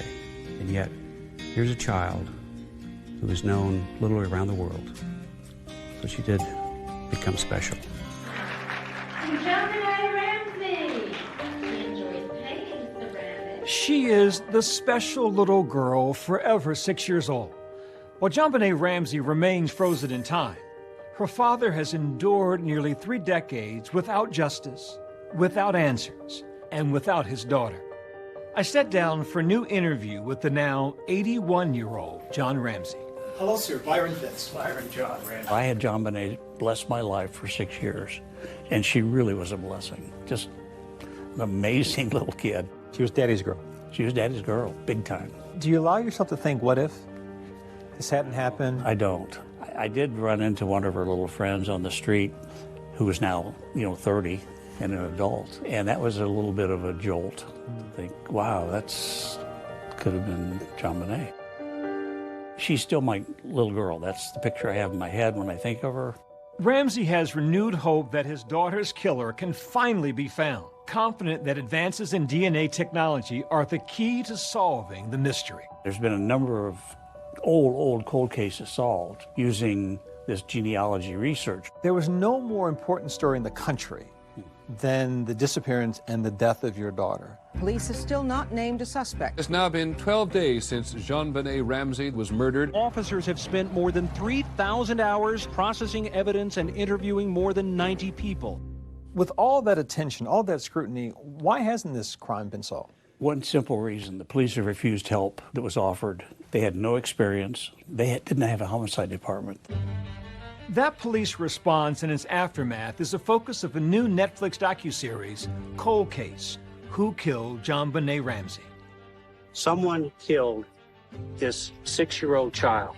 You have a small-town police force that gets a crime that they're not used to. Is it fair to question the Boulder Police Department's experience, ability to investigate a homicide of this?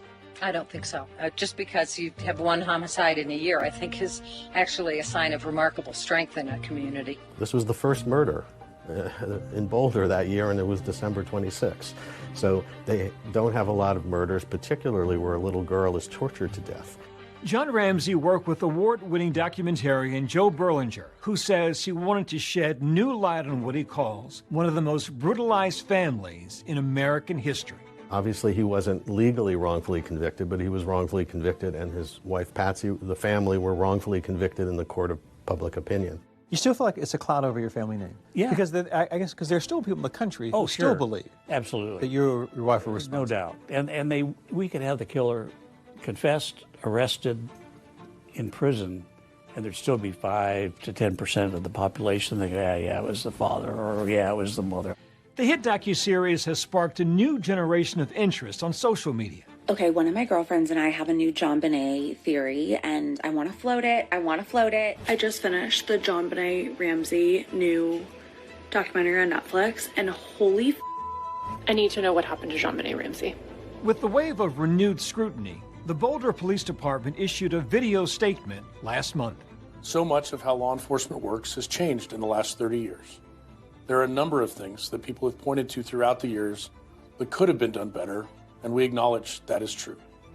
However, it is important to emphasize that while we cannot go back to that horrible day in 1996, our goal is to find JonBenét Ramsey's killer.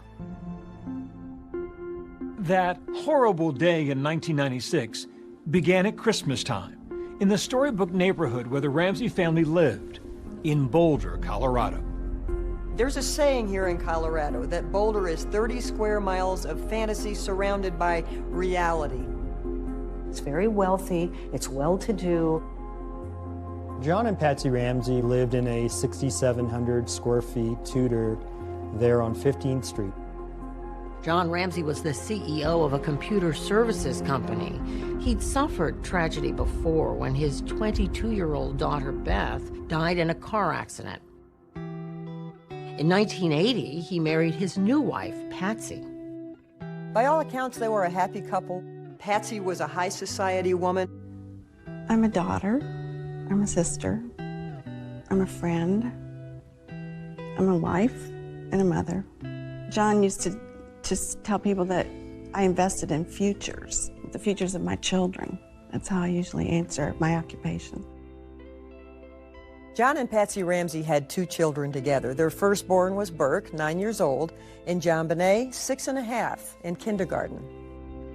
My name is John Andrew Ramsey, JonBenét's half-brother.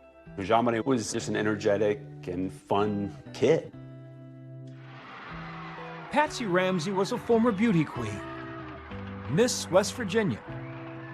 By the time JonBenét was 4 years old, she was in the pageant system herself.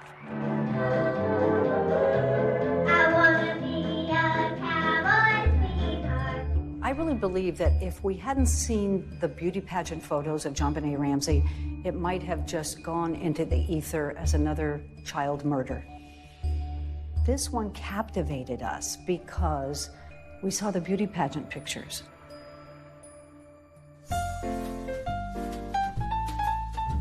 Hello, I'm Patsy Ramsey. This is JonBenét. She's 4, Burke is 7. Christmas was Patsy's favorite time, and she really went all out.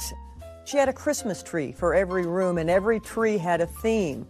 The windows were done with garland, the staircases had garland, there were red ribbons everywhere.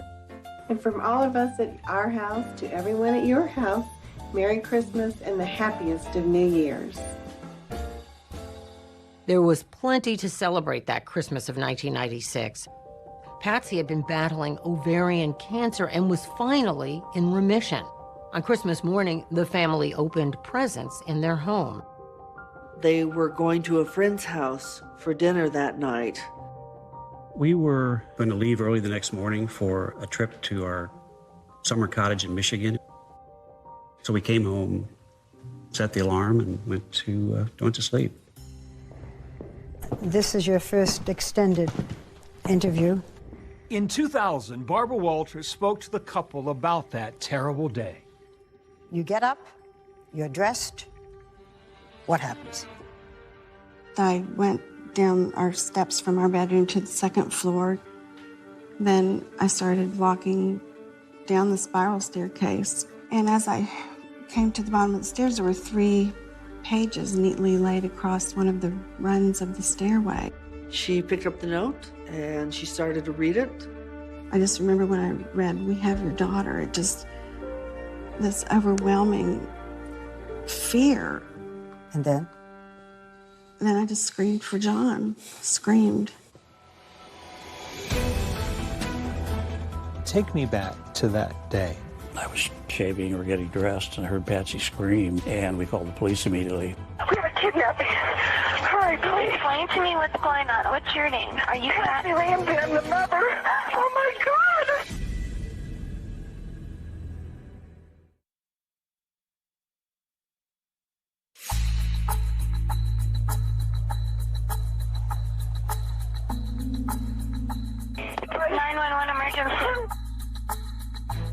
I was the call taker that night shift when the call came in. Police, what's going on 15th Street? What's going on there, ma'am? We have a kidnapping. Hurry, please. Explain to me what's going on, okay? There's a note left and our daughter's gone. There's a ransom note here. It's a ransom note? Oh my God! Please. She's hysterical. She says there's a kidnapping. Please. I'm sending an officer over, okay? Please. Do you know how long she's been gone? No, I don't. Please, we just got out and she's right here. Oh my God, please. The note said, if you do anything, if police come, if FBI come, your daughter will die. You called 911. Yes, I did. I had to do something. I had to take action. And I mean, all this happened in a matter of moments. Patsy Ramsey called 911 at 5:52 a.m., and the first officer from the Boulder Police Department arrives 3 minutes later at 5:55. We called friends for help at that point. Your daughter is gone. Desperate. She's in the hands of a madman. My phone rang. Pam, they've got her. What do you mean they've got her? They've kidnapped JonBenét. She's gone. What was the atmosphere like as you sat and waited? Well, it was awful. First of all, we didn't know whether the kidnapper was going to call that day because the note said, "I will call you tomorrow. Get plenty of rest." I was deathly afraid that tomorrow was in fact the 27th. You lose all perception of time, of place. You've just been dealt a horrible, crushing blow. At 6 o'clock on the morning of December 26th, the police came in and did a cursory search of the residence. It was a lavish home with about 18 rooms. The police did a terrible, terrible job securing that scene. And if you don't secure the scene, you don't get good evidence. The mistakes they made were outrageous, they were mystifying, they were mistake after mistake after mistake. People were streaming through that house. They were in the kitchen, they were in the living room. There were some friends of Patsy's that were helping her wipe up the kitchen. There could have been fingerprints there. You had friends that were Windexing the sink and washing dishes. And People were making toast in the kitchen. And yes, a kidnapping is a crime scene, but we were so focused on getting JonBenét back. That was the task. What we have learned is that everyone should have been sequestered into an area so that people weren't roaming around the house. And that was a mistake on my part. The reason I didn't is because these people were the Ramsey's support system. There was no information at all to indicate the family was involved at that point. It was a crime scene, and it was getting contaminated. The note was being passed around and reviewed by all of their friends. Of all of the evidence left behind, that ransom note is the most baffling. Number one, it is too damn long. A ransom note is not that long. A ransom note says, I have your child, I want $1 million, I'll call you later. The note was 3 pages and written in longhand. That ransom note was the War and Peace of ransom notes. It begins, Mr. Ramsey, listen carefully. You will withdraw $118,000 from your account. $100,000 will be in $100 bills, and the remaining $18,000 in $20 bills. You think about this number and how is it relevant? And it's relevant because John Ramsey got a bonus from his company for $118,000. How many people knew that? I'm going to guess not a lot of people. This footage of Barbara Walters' interview with the Ramseys in 2000 has never aired until now. The ransom note asked for an odd figure, $118,000. That was a bonus that you had received. Well, that was one of the theories that I came up with, that it was close to the net amount I'd received that year as a bonus. 118 means something to the killer. We know that. We believe that. Whether it's tied to my bonus or something only the killer knows, we don't know. Did you know that your husband got this kind of a bonus? Not at the time, no. Lou Smith, a detective who would later be brought into the case to re-examine the evidence, noticed something else unusual about the ransom note. Some of the phrases appear to mimic lines in movies about kidnappings. Lou Smith recorded his observations about the case. John? The movie Ransom was playing in Boulder. I have your son. Oh, Jesus. I want $2 million. Oh, God. In that particular movie, a fat cat industrialist, his son was kidnapped. There's a lot of the same verbiage in this note as was in even the note that was written in that particular movie. If we catch you talking to a stray dog, she dies. A kidnapper says a similar line to Clint Eastwood in the movie Dirty Harry. If you talk to anyone, I don't care if it's a Pekingese pissing against a lamppost, the girl dies. You and your family are under constant scrutiny, as well as the authorities. Don't try to grow a brain, John. That's a line used by a terrorist in the movie Speed. Do not attempt to grow a brain. Our guy's a real watcher of that particular type of movies. The ransom note was a vital piece of evidence. Police need to figure out who wrote it and when.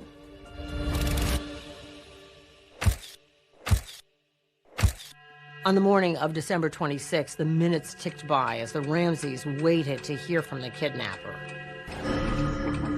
It was awful. The kidnappers had written that they would telephone you by 10 a.m. All I prayed for was he would call. But it would be a discovery inside the house that would change everything.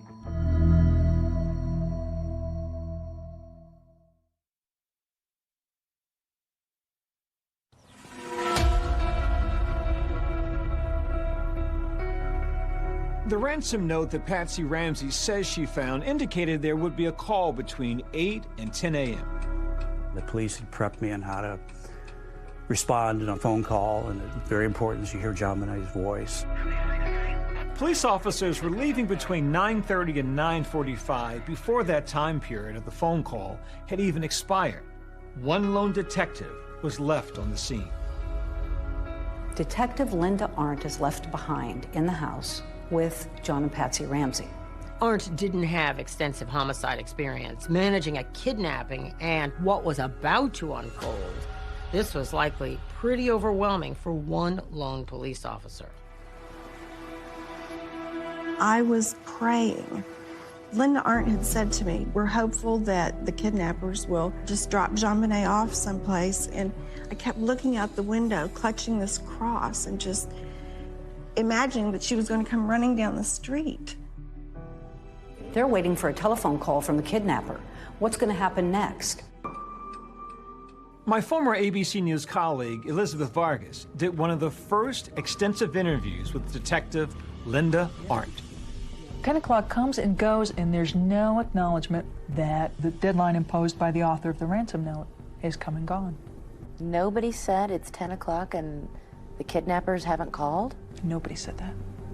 According to Arndt, neither John nor Patsy Ramsey seemed to mark it or freak out about it. She says later she found it curious that John Ramsey checked his mail in the kitchen in the middle of the crisis. How are you supposed to act when you think? Oh, I don't know for sure, but I really thought I could get JonBenet back if I kept my wits about me. You know, there was a pile of envelopes that had come through our front door slot. I was looking for another communication for the kidnapper. She should have been doing that. Linda Arndt tells the restless John, why don't you look around the house, see if anything is missing or looks strange. Check the house, top to bottom. Look for anything that might belong to JonBenet that is in place where it shouldn't be. Were you at that point giving him perhaps a little bit of distraction, busy work? I wanted to lessen his anxiety by giving him a job to do, a task, a meaningless task. John took a friend with him. They went to the basement, and John opened the door. You opened the door to the small room. I knew instantly what I'd found. I'd found my daughter. She was lying on a white blanket. The blanket was wrapped around her. Her hands were tied above her head. She had tape over her mouth. I immediately knelt down over her, felt her cheek, took the tape off immediately off her mouth. I tried to untie the cord that was around her arms. I couldn't get the knot untied. Picked her up, and I ran upstairs and laid her on the floor and still had a hope that she was alive. And I see John Ramsey carrying JonBenet up the last 3 steps from the basement. She looked like she was sleeping. She had some marks on her face and on her neck. I knelt next to her and I leaned down to her face. And John leaned down opposite, and he asked if she was dead. And I said, yes, she's dead. And as we looked at each other, I remember, and I wore a shoulder holster, tucking my gun right next to me and consciously counting, I've got 18 bullets. Why did you do that? Because I didn't know if we'd all be alive when people showed up. She clearly felt in danger at that moment. She made it clear that she thought John Ramsey killed his daughter and that he might kill her. Linda Arndt's ability to look in someone's eyes and determine they were a killer is a remarkable talent. We reached out to Detective Arndt to ask her about her reaction back then, but she did not respond. Ramsey has long been upset with her. She said, yeah, I saw it in John's eyes. I knew he was guilty. That was the detective that was there that morning. How is it that you have all these cops searching a home and nobody finds the body, but you asked John Ramsey to go look for things out of the ordinary, and he finds his daughter in a room that had never been opened by anybody in law enforcement? That's crazy. He lays her on the living room floor where just a few minutes before, friends and neighbors have been walking and, bringing in fibers and whatever to contaminate the scene. And then the coup de grace.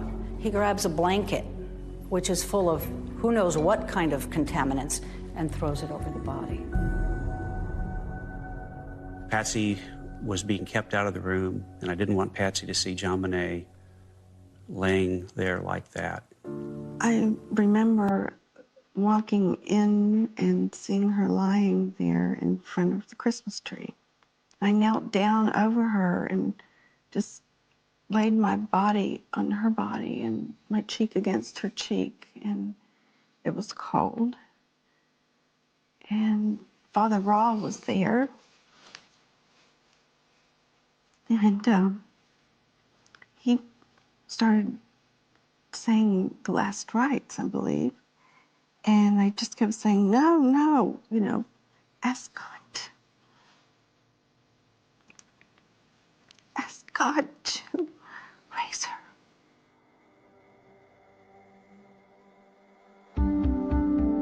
So the kidnapping of JonBenet Ramsey has turned into the murder of JonBenet. JonBenét Ramsey was violated and murdered in a horrific way.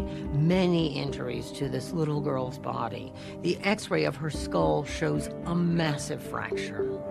This is an 8-inch skull fracture, so we're talking a major blunt force. This is just a massive blow. But the ultimate cause of her death was strangulation with something called a garrote. It's a device of a string, and it's wrapped around what ends up being a piece of a paintbrush. And what happens is, as JonBenét is losing consciousness, she's leaning forward.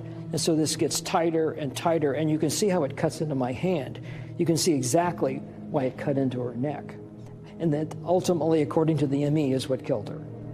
If you look at the autopsy report, JonBenét died while being tortured. She was alive while she was being tortured. There were signs that JonBenét had also been sexually abused. The broken pieces of paintbrush that were used for the garrote were also used to sexually assault her. There were 4 people in that house, and 1 died overnight. From the very beginning, they suspected the parents.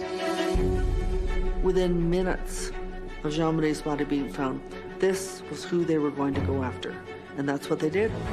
The police are thinking, we got to talk to those parents, and we got to talk to them right now before they start getting their story straight together.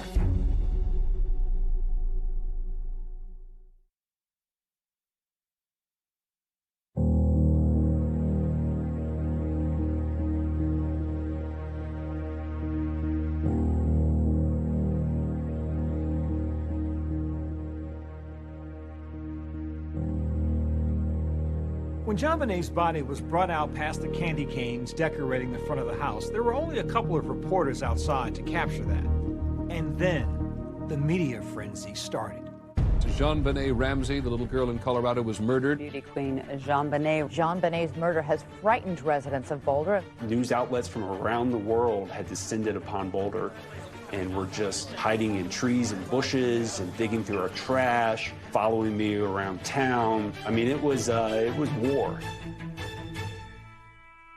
The JonBenét Ramsey case was completely out of control. You also have to remember the O.J. Simpson case had wrapped up. The 24-hour news cycle, their content had dried up. And so along came the Ramsey family, and we fit right into that slot. JonBenét Ramsey was a precocious 6-year-old. She had been strangled to death in the basement of her own home. You have the shock, this incredibly horrendous crime. And then you have these videos that surface of this beautiful young girl. JonBenét Ramsey! Dark blonde hair and green eyes. Dancing in her costumes, and those were the first viral videos. She'd like to become an Olympic ice skater. People who didn't really grow up in the South and understand that industry, the industry of beauty pageants, thought it was the most horrible exploitation of a child they'd ever seen. So when those images started playing across the television, people started thinking, what's wrong with that family? For many, this was their first glimpse into the world of child pageants. Long before shows tested 15 like Toddlers and Tiaras. Number 65, Alana. But John Ramsey tells me it was something that would bring joy to JonBenét and his wife, Patsy. The pageant photos came out, and that made it more juicy. Yeah. And that was just something that Patsy and JonBenét had fun with. JonBenét never participated in what I would call a beauty contest. She participated in a talent show. She would sing and dance? She would sing, she would dance. I want to be a cowboy sweetheart. I want to learn to rope and to ride. These were such a small, minuscule part of what JonBenét was all about. I think it's just because the photographs were so available and so beautiful that it took on a life of its own. It's part of what turned it into an international circus. This little girl's image was everywhere overnight. The biggest negative factor about John and Patsy Ramsey was that they had allowed their daughter to be in child beauty pageant contests, and people did not like them. But to think they would murder their own daughter was unimaginable, yet police found evidence that, in their minds, pointed towards the Ramseys. When you start with children of this age, when they die, tend to die at the hands of their parents. So the focus is naturally going to be on the parents to begin with. Now, in the house, the ransom note is written on a pad that belongs to Patsy. This is the notepad. This location right here is where the note was physically found by Patsy. The pen that was used was in the house. The garrote that was used in JonBenét's murder also got the attention of investigators because of what it was made of. It basically is an artist's paintbrush that's broken, and what's important is that it actually came from Patsy's art supply. And there were even fibers on the backside of the duct tape that had been on JonBenét's mouth from Patsy's clothing. And that was important, but Patsy lived in the house, so those could have been there anyway. The police started thinking, well, maybe this is just a cover-up, that the Ramseys harmed their child some way, then panicked and tried to create basically a kidnapping scenario. Patsy and John should have been taken to the police station immediately for separate interviews, for examination of their body for defensive wounds, for collection of their clothing. That never happened. At this point, they haven't interviewed the mother or father. Not surprisingly, they're still very grief-stricken. They have not been in any kind of condition to be interviewed. My father, myself, we all marched into that police station, gave blood, we gave hair, we gave fingerprints. The thing that really stuck with me is two detectives hand me their business cards, and one says narcotics officer and the other says auto theft. And I bury my head into my hands because I knew at that point we were in a bad spot.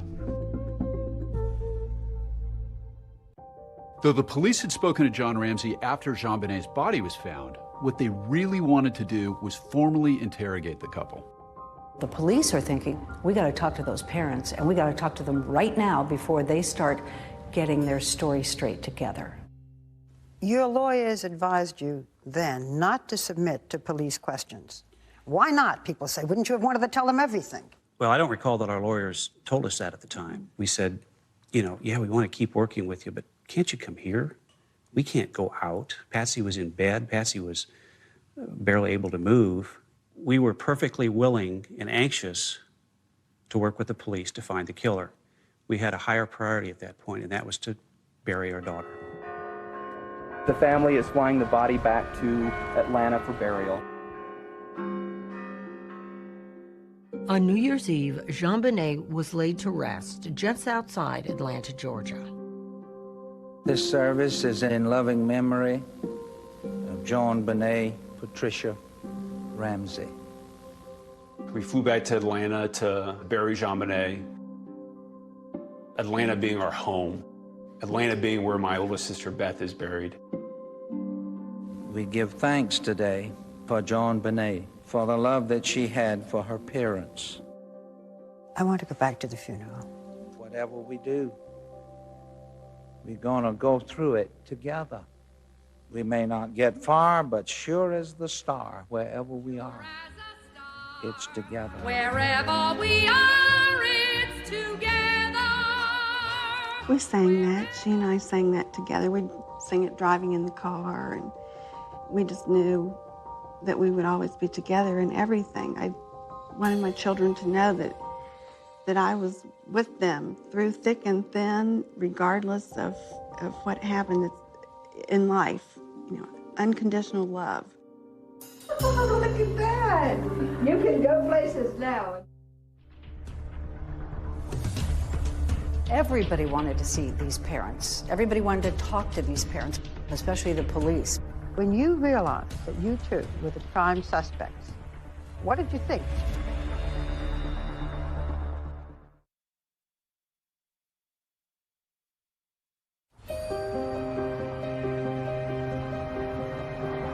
The Boulder police did not interrogate the Ramseys, but they remained the main suspects. Many people found the Ramseys' behavior peculiar and suspicious, and from that, many presumed they must be guilty. When you realized that you two were the prime suspects, what did you think? What did you feel? What did you say? Well, we were outraged. We were shocked. How could they think that? We were a normal family. I just didn't believe it. You just can't believe it. I mean, we're suffering from having lost our child. And then for someone to accuse you, it's just, you can't believe that would happen. Then 6 days after the murder, they go on CNN and say they didn't do it. If anyone knows anything, please, please help us. We've sensed from our friends that this tragedy has touched not just ourselves and our friends, but many people. As a mother, my heart went out to this couple. And if I were a resident of Boulder, I will tell my friends to keep your babies close to you. There's someone out there. Some people thought it was odd they were talking to the public rather than to the police. You did an interview on CNN. Why did you do that? We did it reluctantly and at the insistence of some friends who could see that we were being painted as guilty. Unfortunately, at that time, we were so, and when we look back at it, we were so distraught and medicated. It was probably not giving the impression that he had hoped we would achieve. Police end their 10-day search of the Ramsey house and remove the crime scene tape. It is unknown if the family intends to resume residency at the home. We have no comment on the whereabouts of the family at this time. Starting from the beginning of this case, we, the media, blacked up what the Boulder Police Department wanted to tell us about what they were doing in the JonBenet Ramsey case. For the most part, the police didn't say much. They didn't leak a lot of information. But when they did, it was major. They thought the mother did it.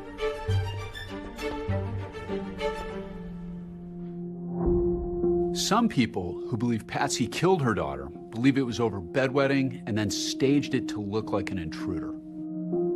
The bedwetting theory was a big theory at the time. I'm a cancer survivor of stage 4 cancer. When you are standing on the brink of death with a terminal illness, your priorities suddenly line up. Bedwetting is totally insignificant. I love my children. I wouldn't harm them for anything in the world. But many Americans were riveted by the possibility that the Ramseys might have done this. Some of the authorities have said that you staged this, that you loosely tied your daughter's hands, that you put the noose, the garrote, to make it look as if some terrible person had done this, that this whole picture was staged. Well, that's absurd. This was done by a terrible person. The garrote was deeply embedded in JonBenet's throat. Her hands were tightly bound. I couldn't get the knot untied. I tried to get it untied even before I brought her upstairs. And to say that we accidentally murdered our daughter and then staged this is nonsense. Staged it, why would we have disturbed it? Mr. and Mrs. Ramsey, did either of you have anything to do with the death of your daughter? No. No. Mr. Ramsey, did you kill JonBenet? No, I did not. Mrs. Ramsey, did you kill your daughter? No, I did not kill my daughter. How do you feel when I ask you these questions? Insulted, pain, hurtful. How can I tell you how much I love my daughter? I love her from the depths of my being. It's just unimaginable. There was a Gallup poll at the time that said something like 70% of the American public thought that you or your wife were guilty. I remember reading that. And it's like, well, I get it. That's what you were told over and over again. There's so many puzzle pieces here that just don't fit. Do you really think your daughter's murderer will be found? Yes, I do. Because the killer has never been pursued. An objective wide investigation hasn't taken place. The parents have been focused on it. That's all that's been done. I think it's solvable. I really believe it's solvable given today's technology. There are a lot of people in this country who hope that that crime is solved in your lifetime. The suspect might be out there and be someone who's completely unknown, who has never been on anyone's radar. What we know is that just within a few mile radius of the Ramseys' home, there was approximately 38 to 40 sex offenders in that area. And the question is, have they all been completely vetted? And decades later, granddaughters of one of the investigators joined the search for the killer. There's a lot more evidence to cover and more myths to debunk. But I do want to get the truth out there. Was it an accident? Was it intentional? Premeditated? I want to say something to the person or persons that took this baby from us. The list of suspects narrows. Soon there will be no one on the list but you.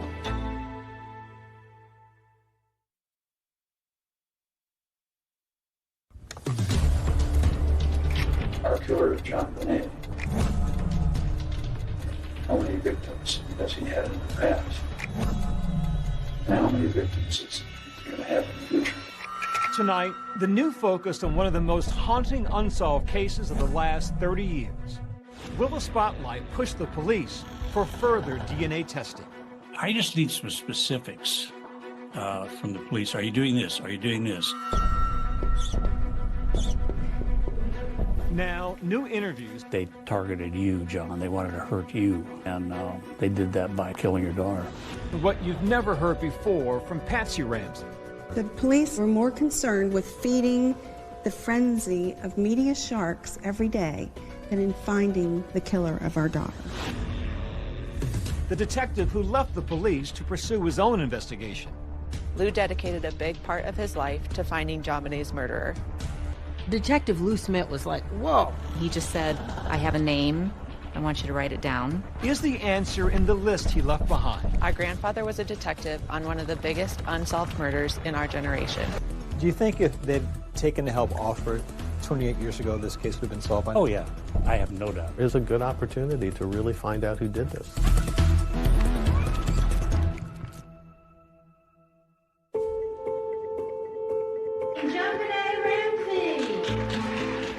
JonBenet was an entertainer. She would entertain at the drop of a hat.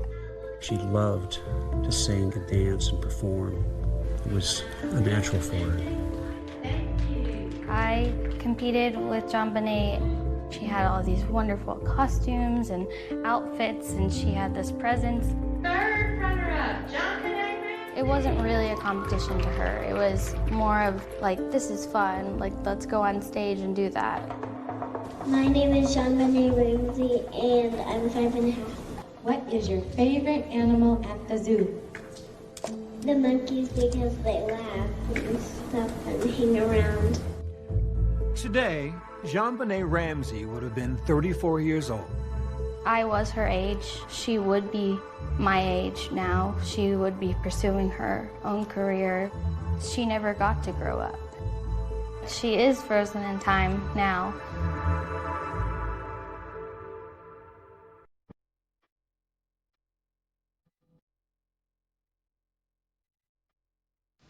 Well, the police were convinced pretty early on that Patsy and/or John were involved. And you had a district attorney's office that was saying, not so fast. And that created enormous tension between the two. Did you hear anything yesterday? I think there are some new developments. Alex Hunter, the district attorney, wanted someone to come in with fresh eyes in this case and look at it from the perspective of a defense attorney. Who might have killed JonBenet as an intruder, not just the parents, but from the outside? Boulder DA Alex Hunter brought Lou Smith out of retirement to help solve the Ramsey case. One of the great challenges is to try to do the case right. And, you know, I think we're making efforts to meet that challenge by involving people like Lou Smith. My name is Lou Smith. I'm a retired homicide detective from the Colorado Springs Police Department. legendary guy. And he said, I follow the evidence. I have got to follow the evidence. Doesn't matter what my opinion is, what I might think, I follow the evidence. And he did. And that takes a lot of discipline. Smit had a history of closing cases. He had such tenacity.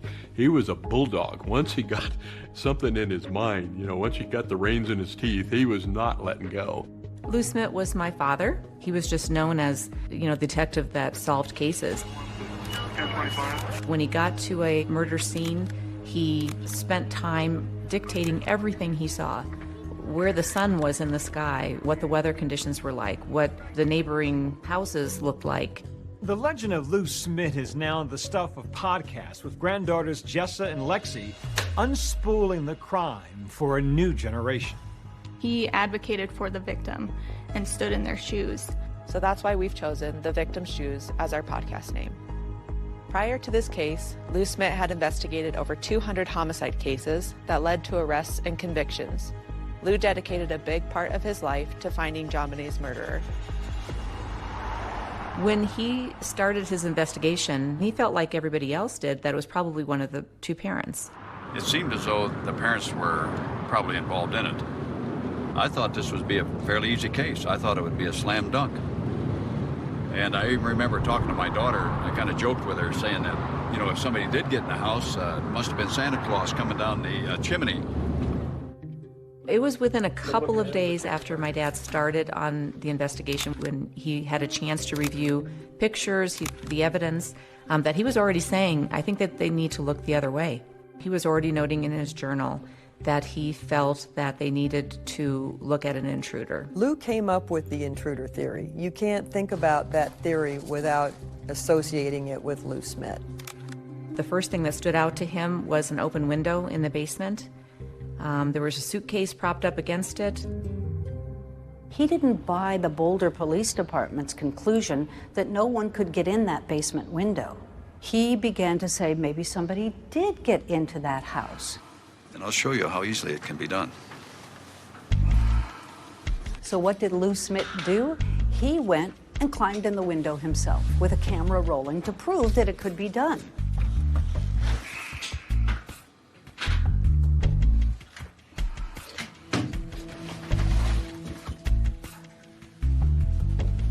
It really wasn't that difficult coming in that window. But is Smit's own theory compromised by the very crime scene photos he himself has studied? There are cobwebs in the window, which could support that no one did go through this window. The big question is, could you have gotten through this window, this small window, without disturbing this cobweb? I think the answer to that is maybe. But the other important point is, how soon was this picture taken after JonBenet was killed? Because spiders can replicate webs very fast. Also found in the basement by JonBenet's body, a shoe print, a high-tech brand that did not match any of the shoes in the Ramsey's house. The investigators believe, and maybe rightly so, that that's the bad guy's footprint. The counter-argument is that footprint image could have been inadvertently left by police officers at the scene, but a more disturbing image in Lou Smit's investigation comes from two marks left on JonBenet's face and back. The marks themselves, both on the back and on the face, were the same distance apart. Suddenly a little light went on, and it was just like, wait a minute, there was a stun gun. Smit looked at other murders where a stun gun was known to have been used. He examined photos of a crime victim who had a known stun gun wound. And the marks are very similar to the face of JonBenet. He also looked into an experiment performed using stun guns on pigs. These marks were also the same as the marks found on JonBenet. When we did the pigs, we get perfect marks, just almost like on the back of JonBenet. This brings back our grandpa's whole motto that things are usually what they seem. Don't make it complicated. To make things less complicated, Smit transferred all his knowledge and thoughts about the case to VHS tape, leaving behind a 6-hour video presentation of his intruder theory. There's no reason at all for the Ramseys to use a stun gun, and the Ramseys don't have a stun gun. If it's not a stun gun, what is it? That's the question I always ask. You tell me what it is. Lou Smit stood up and said, wait a second. We need to look at this again. It actually is possible. It actually is plausible. And in his mind, it's actually the most likely scenario. But there have been challenges from the beginning of this case. There were published reports that the Boulder Police Department refused to accept assistance from outside law enforcement. Denver police called and offered 2 experienced homicide detectives to come work at Boulder under their direction, full-time. They turned it down. Do you think if they'd taken the help offered 28 years ago, this case would have been solved by now? Oh, yeah. I have no doubt. I've been told by experienced homicide detectives over the years, this is not a hard case to solve, but they needed to be on it immediately.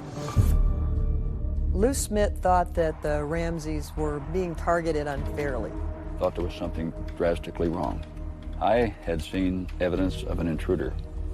One thing the police and the district attorney do agree on, both want the Ramseys to come in for a formal videotaped interrogation. And when that day finally comes, it gets heated. Go back to the damn drawing board. I didn't do it.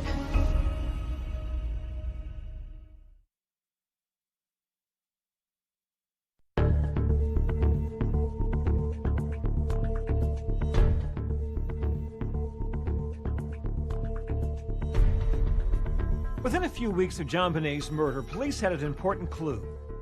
The discovery of foreign DNA found underneath her fingernails and in her underwear. DNA that does not match the Ramsey family, and it shows a foreign male presence. They sat on that for months.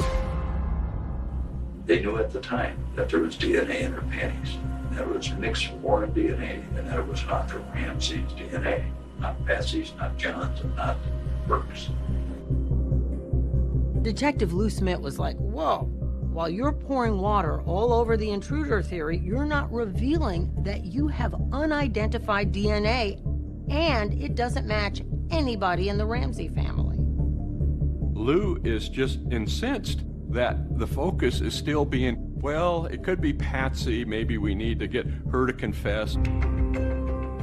The police had eventually interviewed the couple 4 months after JonBenét's death. But now authorities want the Ramseys to come in again for videotaped interrogation. There were months and months of negotiations. Things about whether they could be videotaped. What are the questions going to be? Should the Boulder police be a part of it? Because the Ramseys said, we don't trust the police. We don't want them there. Ultimately, the interrogation took place at a different police department, and the Boulder police had to watch it from another building. The Ramseys finally sit down with the police for 3 days of videotaped interrogations in June 1998, a year and a half after JonBenét's murder. We were there for as long as they wanted, would have stayed for 2 weeks had they wanted. The myth that we didn't cooperate is nonsense.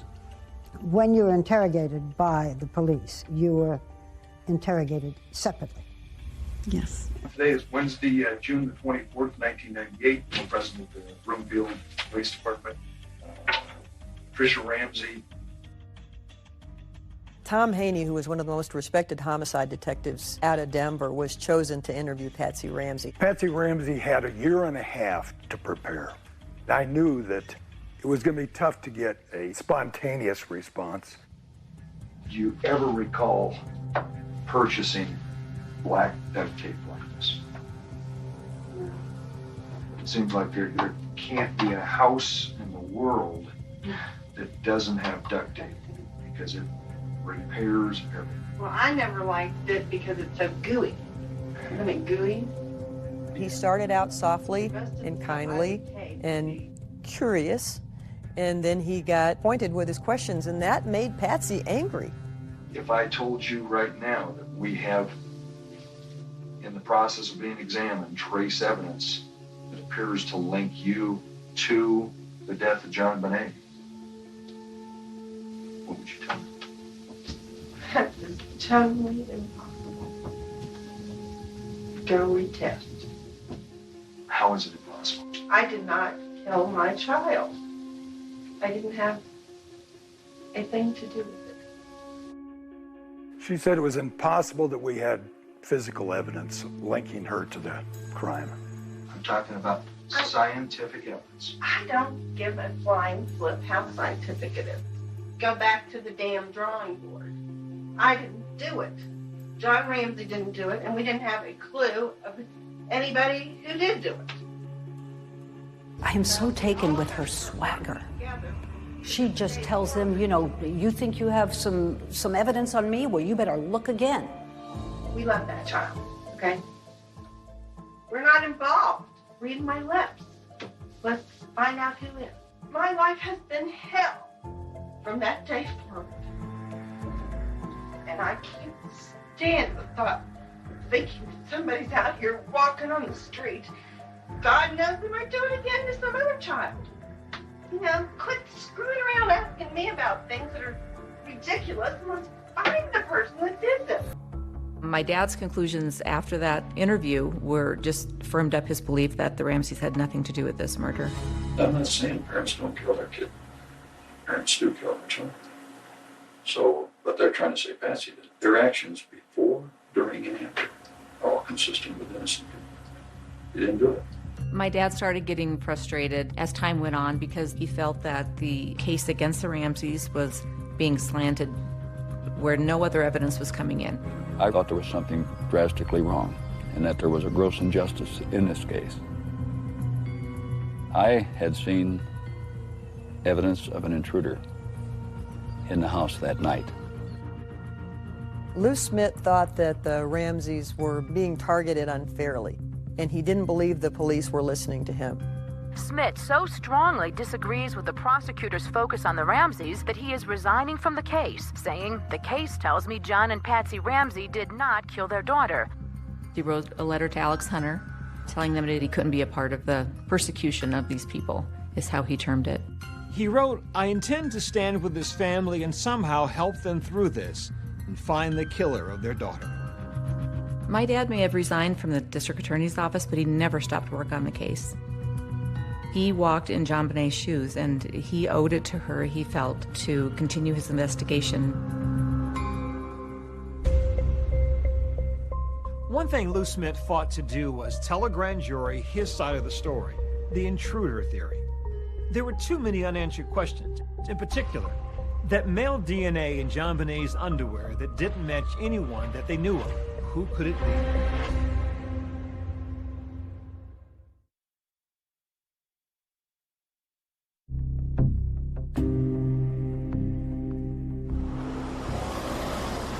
Grand jurors arrived at the Boulder County Justice Center this morning and were escorted into the courthouse by sheriff's deputies.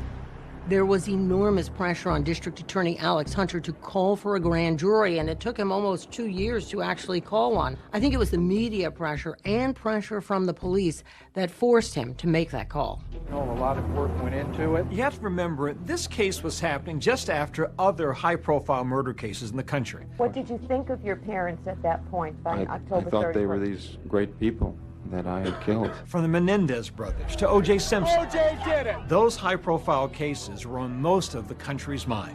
Good morning, Counsel. Most people think the evidence of Simpson's guilt was insurmountable. We, the jury, in the above entitled action, find the defendant, Orenthal James Simpson, not guilty of the crime of murder. And yet, he walked. Alex remembered that. He told me one time, "I don't want to spend 2 years of my life and $5 million of the taxpayers' money and lose in court."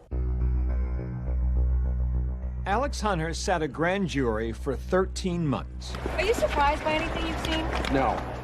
Over 13 months, those people heard over 100 witnesses. My name is Jonathan Webb. I was a grand juror on the JonBenet Ramsey case. It bothers me that the murder of a little girl like this has gone on unsolved for essentially a quarter century. Members of the grand jury looking like detectives themselves as they finally toured the Ramsey house. From a crime scene perspective, it was very disturbing how she was found. She's on a concrete floor, a garrote around her neck, and she's 6 years old. That's pretty horrible. Webb told us that the grand jury spent most of their time focused on two main issues. First, who wrote that ransom note? We heard from 3 handwriting experts, And even though the handwriting experts couldn't definitively say that she wrote it, they all three came to the same conclusion that it could have been Patsy Ramsey. The Ramsey's defense team had their own experts who said that the comparison between the writing on the ransom note and Patsy's handwriting was not conclusive. And the grand jury believed that she wrote it. The second focus for the grand jury, according to Jonathan Webb, was the viability of the intruder theory. Smith actually presented his intruder theory to the grand jury. This is the very first photo taken of the training room basement window. The window is wide open. Now, if I was a detective, I'd have said, wow, this is entry. But the grand jury wasn't buying the intruder theory because of those cobwebs in the window. The intruder theory didn't make sense to the grand jury. The Boulder police had photographed cobwebs. So for someone to get through a small opening like that and not disturbing a cobweb would be remarkable. A grand jury doesn't decide guilt or innocence the way a regular jury does. The grand jury is only there to decide whether or not there's probable cause to charge the suspects with a crime. We were troubled by, to what level of confidence do we need to have to vote to indict? And it's the preponderance of the evidence, which means greater than 50%. And soon after that, we voted to indict.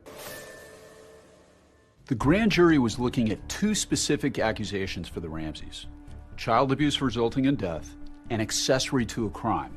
The grand jury couldn't point the finger at Patsy or John specifically, but they were sure that one of them committed the crime and the other person helped to carry it out. This is 7 News at 5. There is high anticipation in Boulder right now for a Ramsey decision, and we are about to hear an announcement from Boulder DA Alex Hunter. I and my prosecution task force believe we do not have sufficient evidence to warrant the filing of charges against anyone who has been investigated at this time. I was shocked.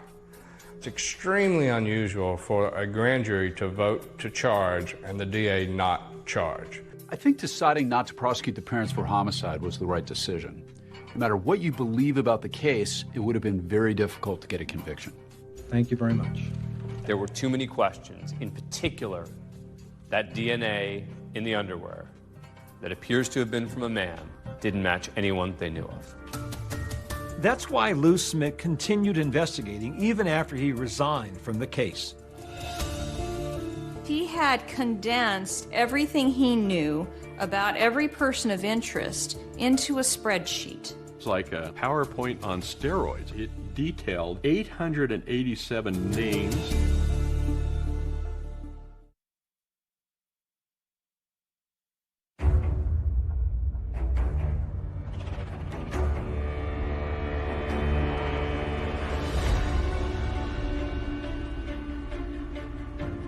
But I think what turned this whole case has always been DNA.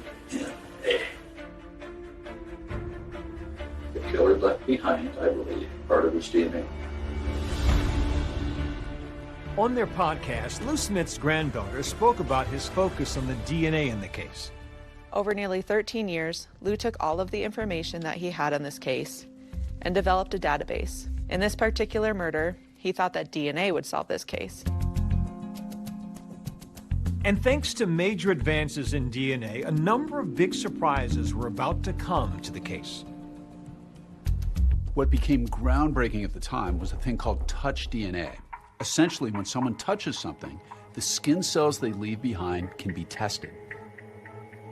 In 2008, the then district attorney for Boulder, Mary Lacey, decided to do a new round of DNA testing on JonBenét's pajama leggings. Remember, there was already DNA from an unknown male found under JonBenét's fingernails and in her underwear. But analysis of touch DNA on her leggings uncovered something new. DNA from at least one unknown male, maybe two. In recent months, investigators used that new procedure, which helped them discover fresh DNA on JonBenét's long johns, left by the killer's fingertips. Now new DNA analysis proves just that. The Boulder District Attorney clears all members of the Ramsey family in the murder of their 6-year-old daughter, JonBené. That's a pretty big development. You've got DNA now in 3 places that doesn't match anybody in the Ramsey family. That's a pretty clear indication that somebody else was there. And nobody knows whose DNA it is. This revelation of this new unmatched DNA drove the district attorney to announce they're no longer looking at the family. The news broke here at the district attorney's office with this incredible letter to JonBenét's father. DA Mary Lacey wrote John Ramsey, "We do not consider your immediate family, including you, your wife Patsy, and your son Burke, to be under any suspicion in the commission of this crime." The DA also apologized to the Ramseys. She wrote in part, "To the extent that we may have contributed in any way to the public perception that you might have been involved in this crime, I am deeply sorry." John Ramsey responded to the DA's letter and the stunning development on a local newscast. We're certainly grateful for an acknowledgement that we are innocent, that this was an intruder, which of course we've always maintained. But this is a reminder how often that they are human beings and how often they get it wrong, how often their biases take them down the wrong path. Somebody told me in the police world, they said the most dangerous thing is a police department that's made up their mind. And that's really what happened in our case. All it takes is one match to the DNA, and you've possibly nailed the killer. Our killer, JonBené, how many victims has he had in the past? And how many victims is he going to have in the future? And so this killer could still be murdering even today. Lou Smit dedicated years to investigating the JonBené Ramsey murder case. But eventually, he ran out of time. When he got sick with cancer, he knew that his time was limited. And so during that time, he just talked to others about not letting this case die. He had people coming every single day, 60 to 70, 80 people a day, coming to see him. And they said their goodbyes. And during that time, he would still talk about the case. I remember about the last 3 days, he had slipped into a coma. And the conversations would become one way, and I don't know if you could hear me or not.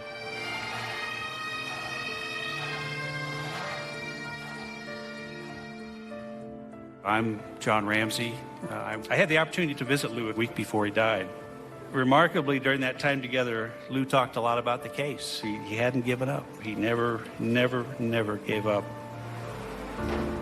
Lou Smit's legacy lives on, and his tenacity to solve this case was passed on to his daughter, Cindy Mara. And he just said, I have a name. I want you to write it down.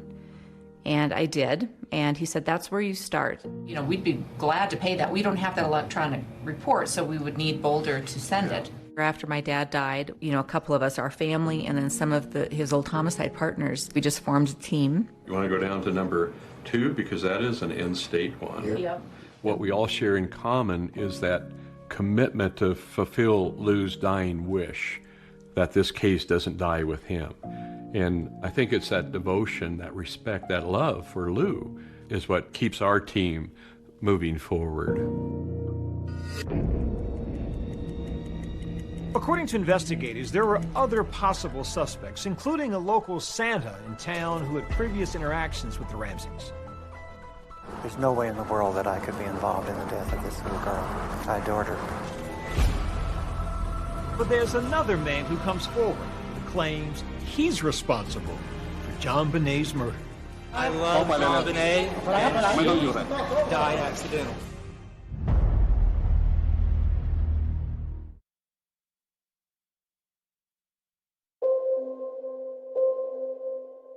The mystery surrounding the murder of JonBené Ramsey haunted Lou Smit until the day he died. They left behind that detailed list hoping that one day JonBenét's killer would finally be brought to justice. He had condensed everything he knew about every person of interest into a spreadsheet. It was like a PowerPoint on steroids. The spreadsheet detailed 887 names. He wanted us to take the list that he had and try and keep the case alive. Out of those 887 entries, by the time he went into hospice, Lou had marked 134 cleared. Over the years, there have been many leads that seemed promising at one time or another.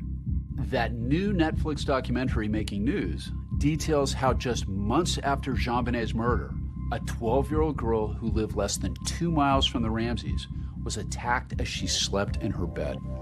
Sometime in the late hours, Mom hears a noise going on.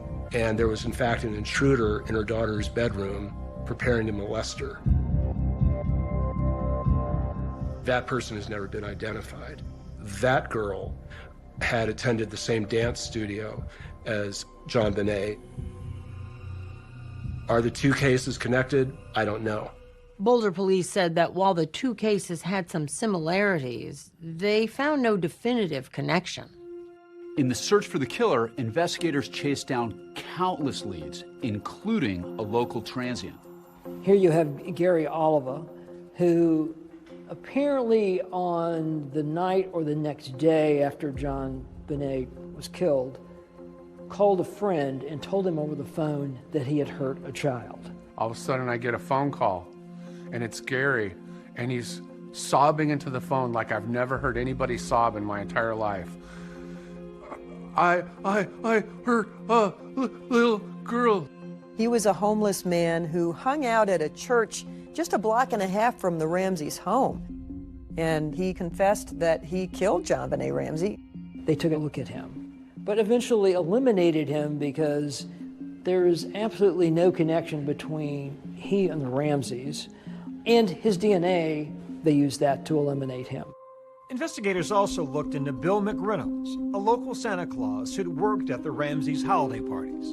JonBenet had made a comment that he, Bill McReynolds, was coming to their house to see JonBenet. I think everybody thought that was a little weird. His DNA didn't match, and he's out of the picture. And then Alex Hunter, the Boulder County District Attorney, speaks directly to the killer. I want to say something to the person or persons that committed this crime. The list of suspects narrows. Soon there will be no one on the list but you. A day after the DA rattles the cage, a man named Michael Helgoth attracts the attention of authorities. Michael Helgoth evidently committed suicide the day after the Boulder District Attorney threatened that, hey, we're going to find you. The death of this child has broken all of our hearts. We will see that justice is served in this case and that you pay for what you did. That speech was designed to get the killer nervous. When Michael was found dead, there was a stun gun at his residence. Also, there was a pair of high-tech boots. These two clues had previously been linked to JonBenet's murder. Stun gun, a bit odd for people to have. High-tech boots, fairly common thing for people to have. But the real clincher would be DNA didn't match, and he has no connection to the Ramsey family. And so investigators also eliminate Helgoth as a person of interest. Investigators finally felt they had a real break in the case with John Mark Carr. He famously claimed he was with JonBenet when she died. I love JonBenet, and she died accidentally. Are you an innocent man? No. Her death was an accident. So you were in the basement? Yes. Problem is, he wasn't in Boulder, Colorado when she died, and his DNA didn't match. Even though Carr claimed he was in the basement when JonBenet died, there was just no physical evidence linking him to her murder. And so Carr was eliminated as a suspect. Take a look at it. Decades later, the search still goes on for the little girl's killer. What our team has been doing is focusing on collecting DNA and testing DNA. I think it's imperative that we investigate every credible suspect that's been provided. If we keep at it, hopefully we'll finally whittle it down to one person remaining on that list. Do you think you know who the killer is? You know, no, I don't. And this is a very dark, evil person. I don't know anybody like that. But could advances in DNA technology finally help catch the person who killed JonBenet?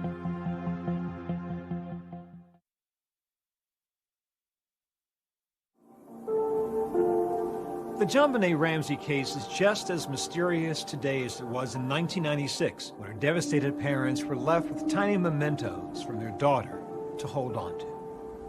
It makes me sad that there were happy little hands in this club. So the memories bring tears to your eyes, but you're also a little more at peace? I don't know. I don't think I will be at peace until we find out who did this.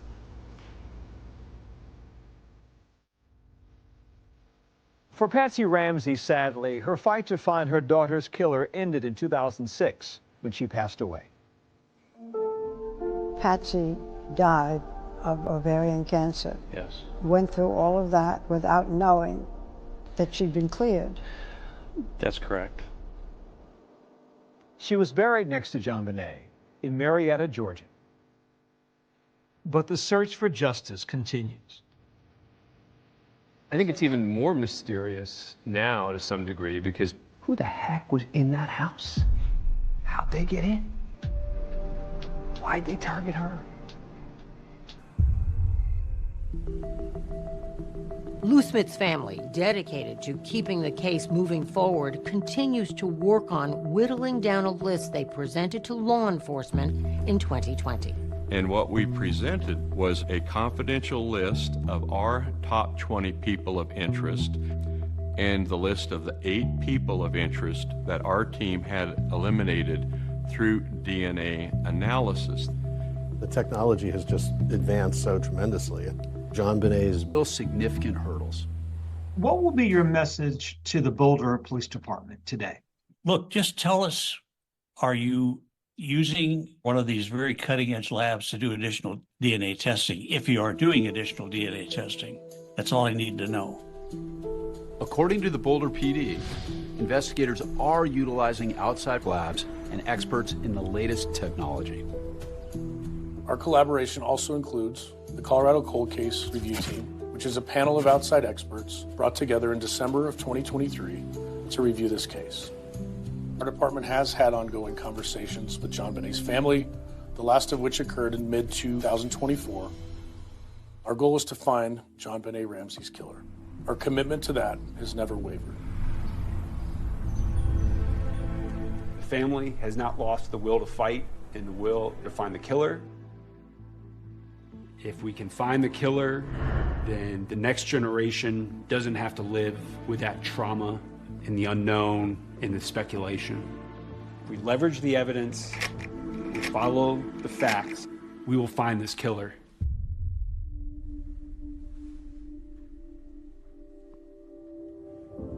My dad certainly suffered a tremendous amount, but I think he's focused on life today and enjoying life with his family and grandkids, and he's remarried. But he says he's still always thinking of JonBenet, trying to focus on the positive of this beautiful little girl who will always be forever young. She knew she was loved. I mean, we told her that every day. Somebody asked me once, what would you say to JonBenet if you could? I would tell her, I'm sorry, I didn't protect you. You know, I had JonBenet bless my life for 6 years. And she really was a blessing. The Boulder DA tells 2020 that the office is continuing to work with federal, state, and local agencies to make progress on this tragic case. And David, Lou Smith's family says they're determined to continue making their way through that list. We're going to stay on this story. That's our program for tonight. I'm Deborah Roberts. And I'm David Muir from all of us here at 2020 and ABC News. Good night.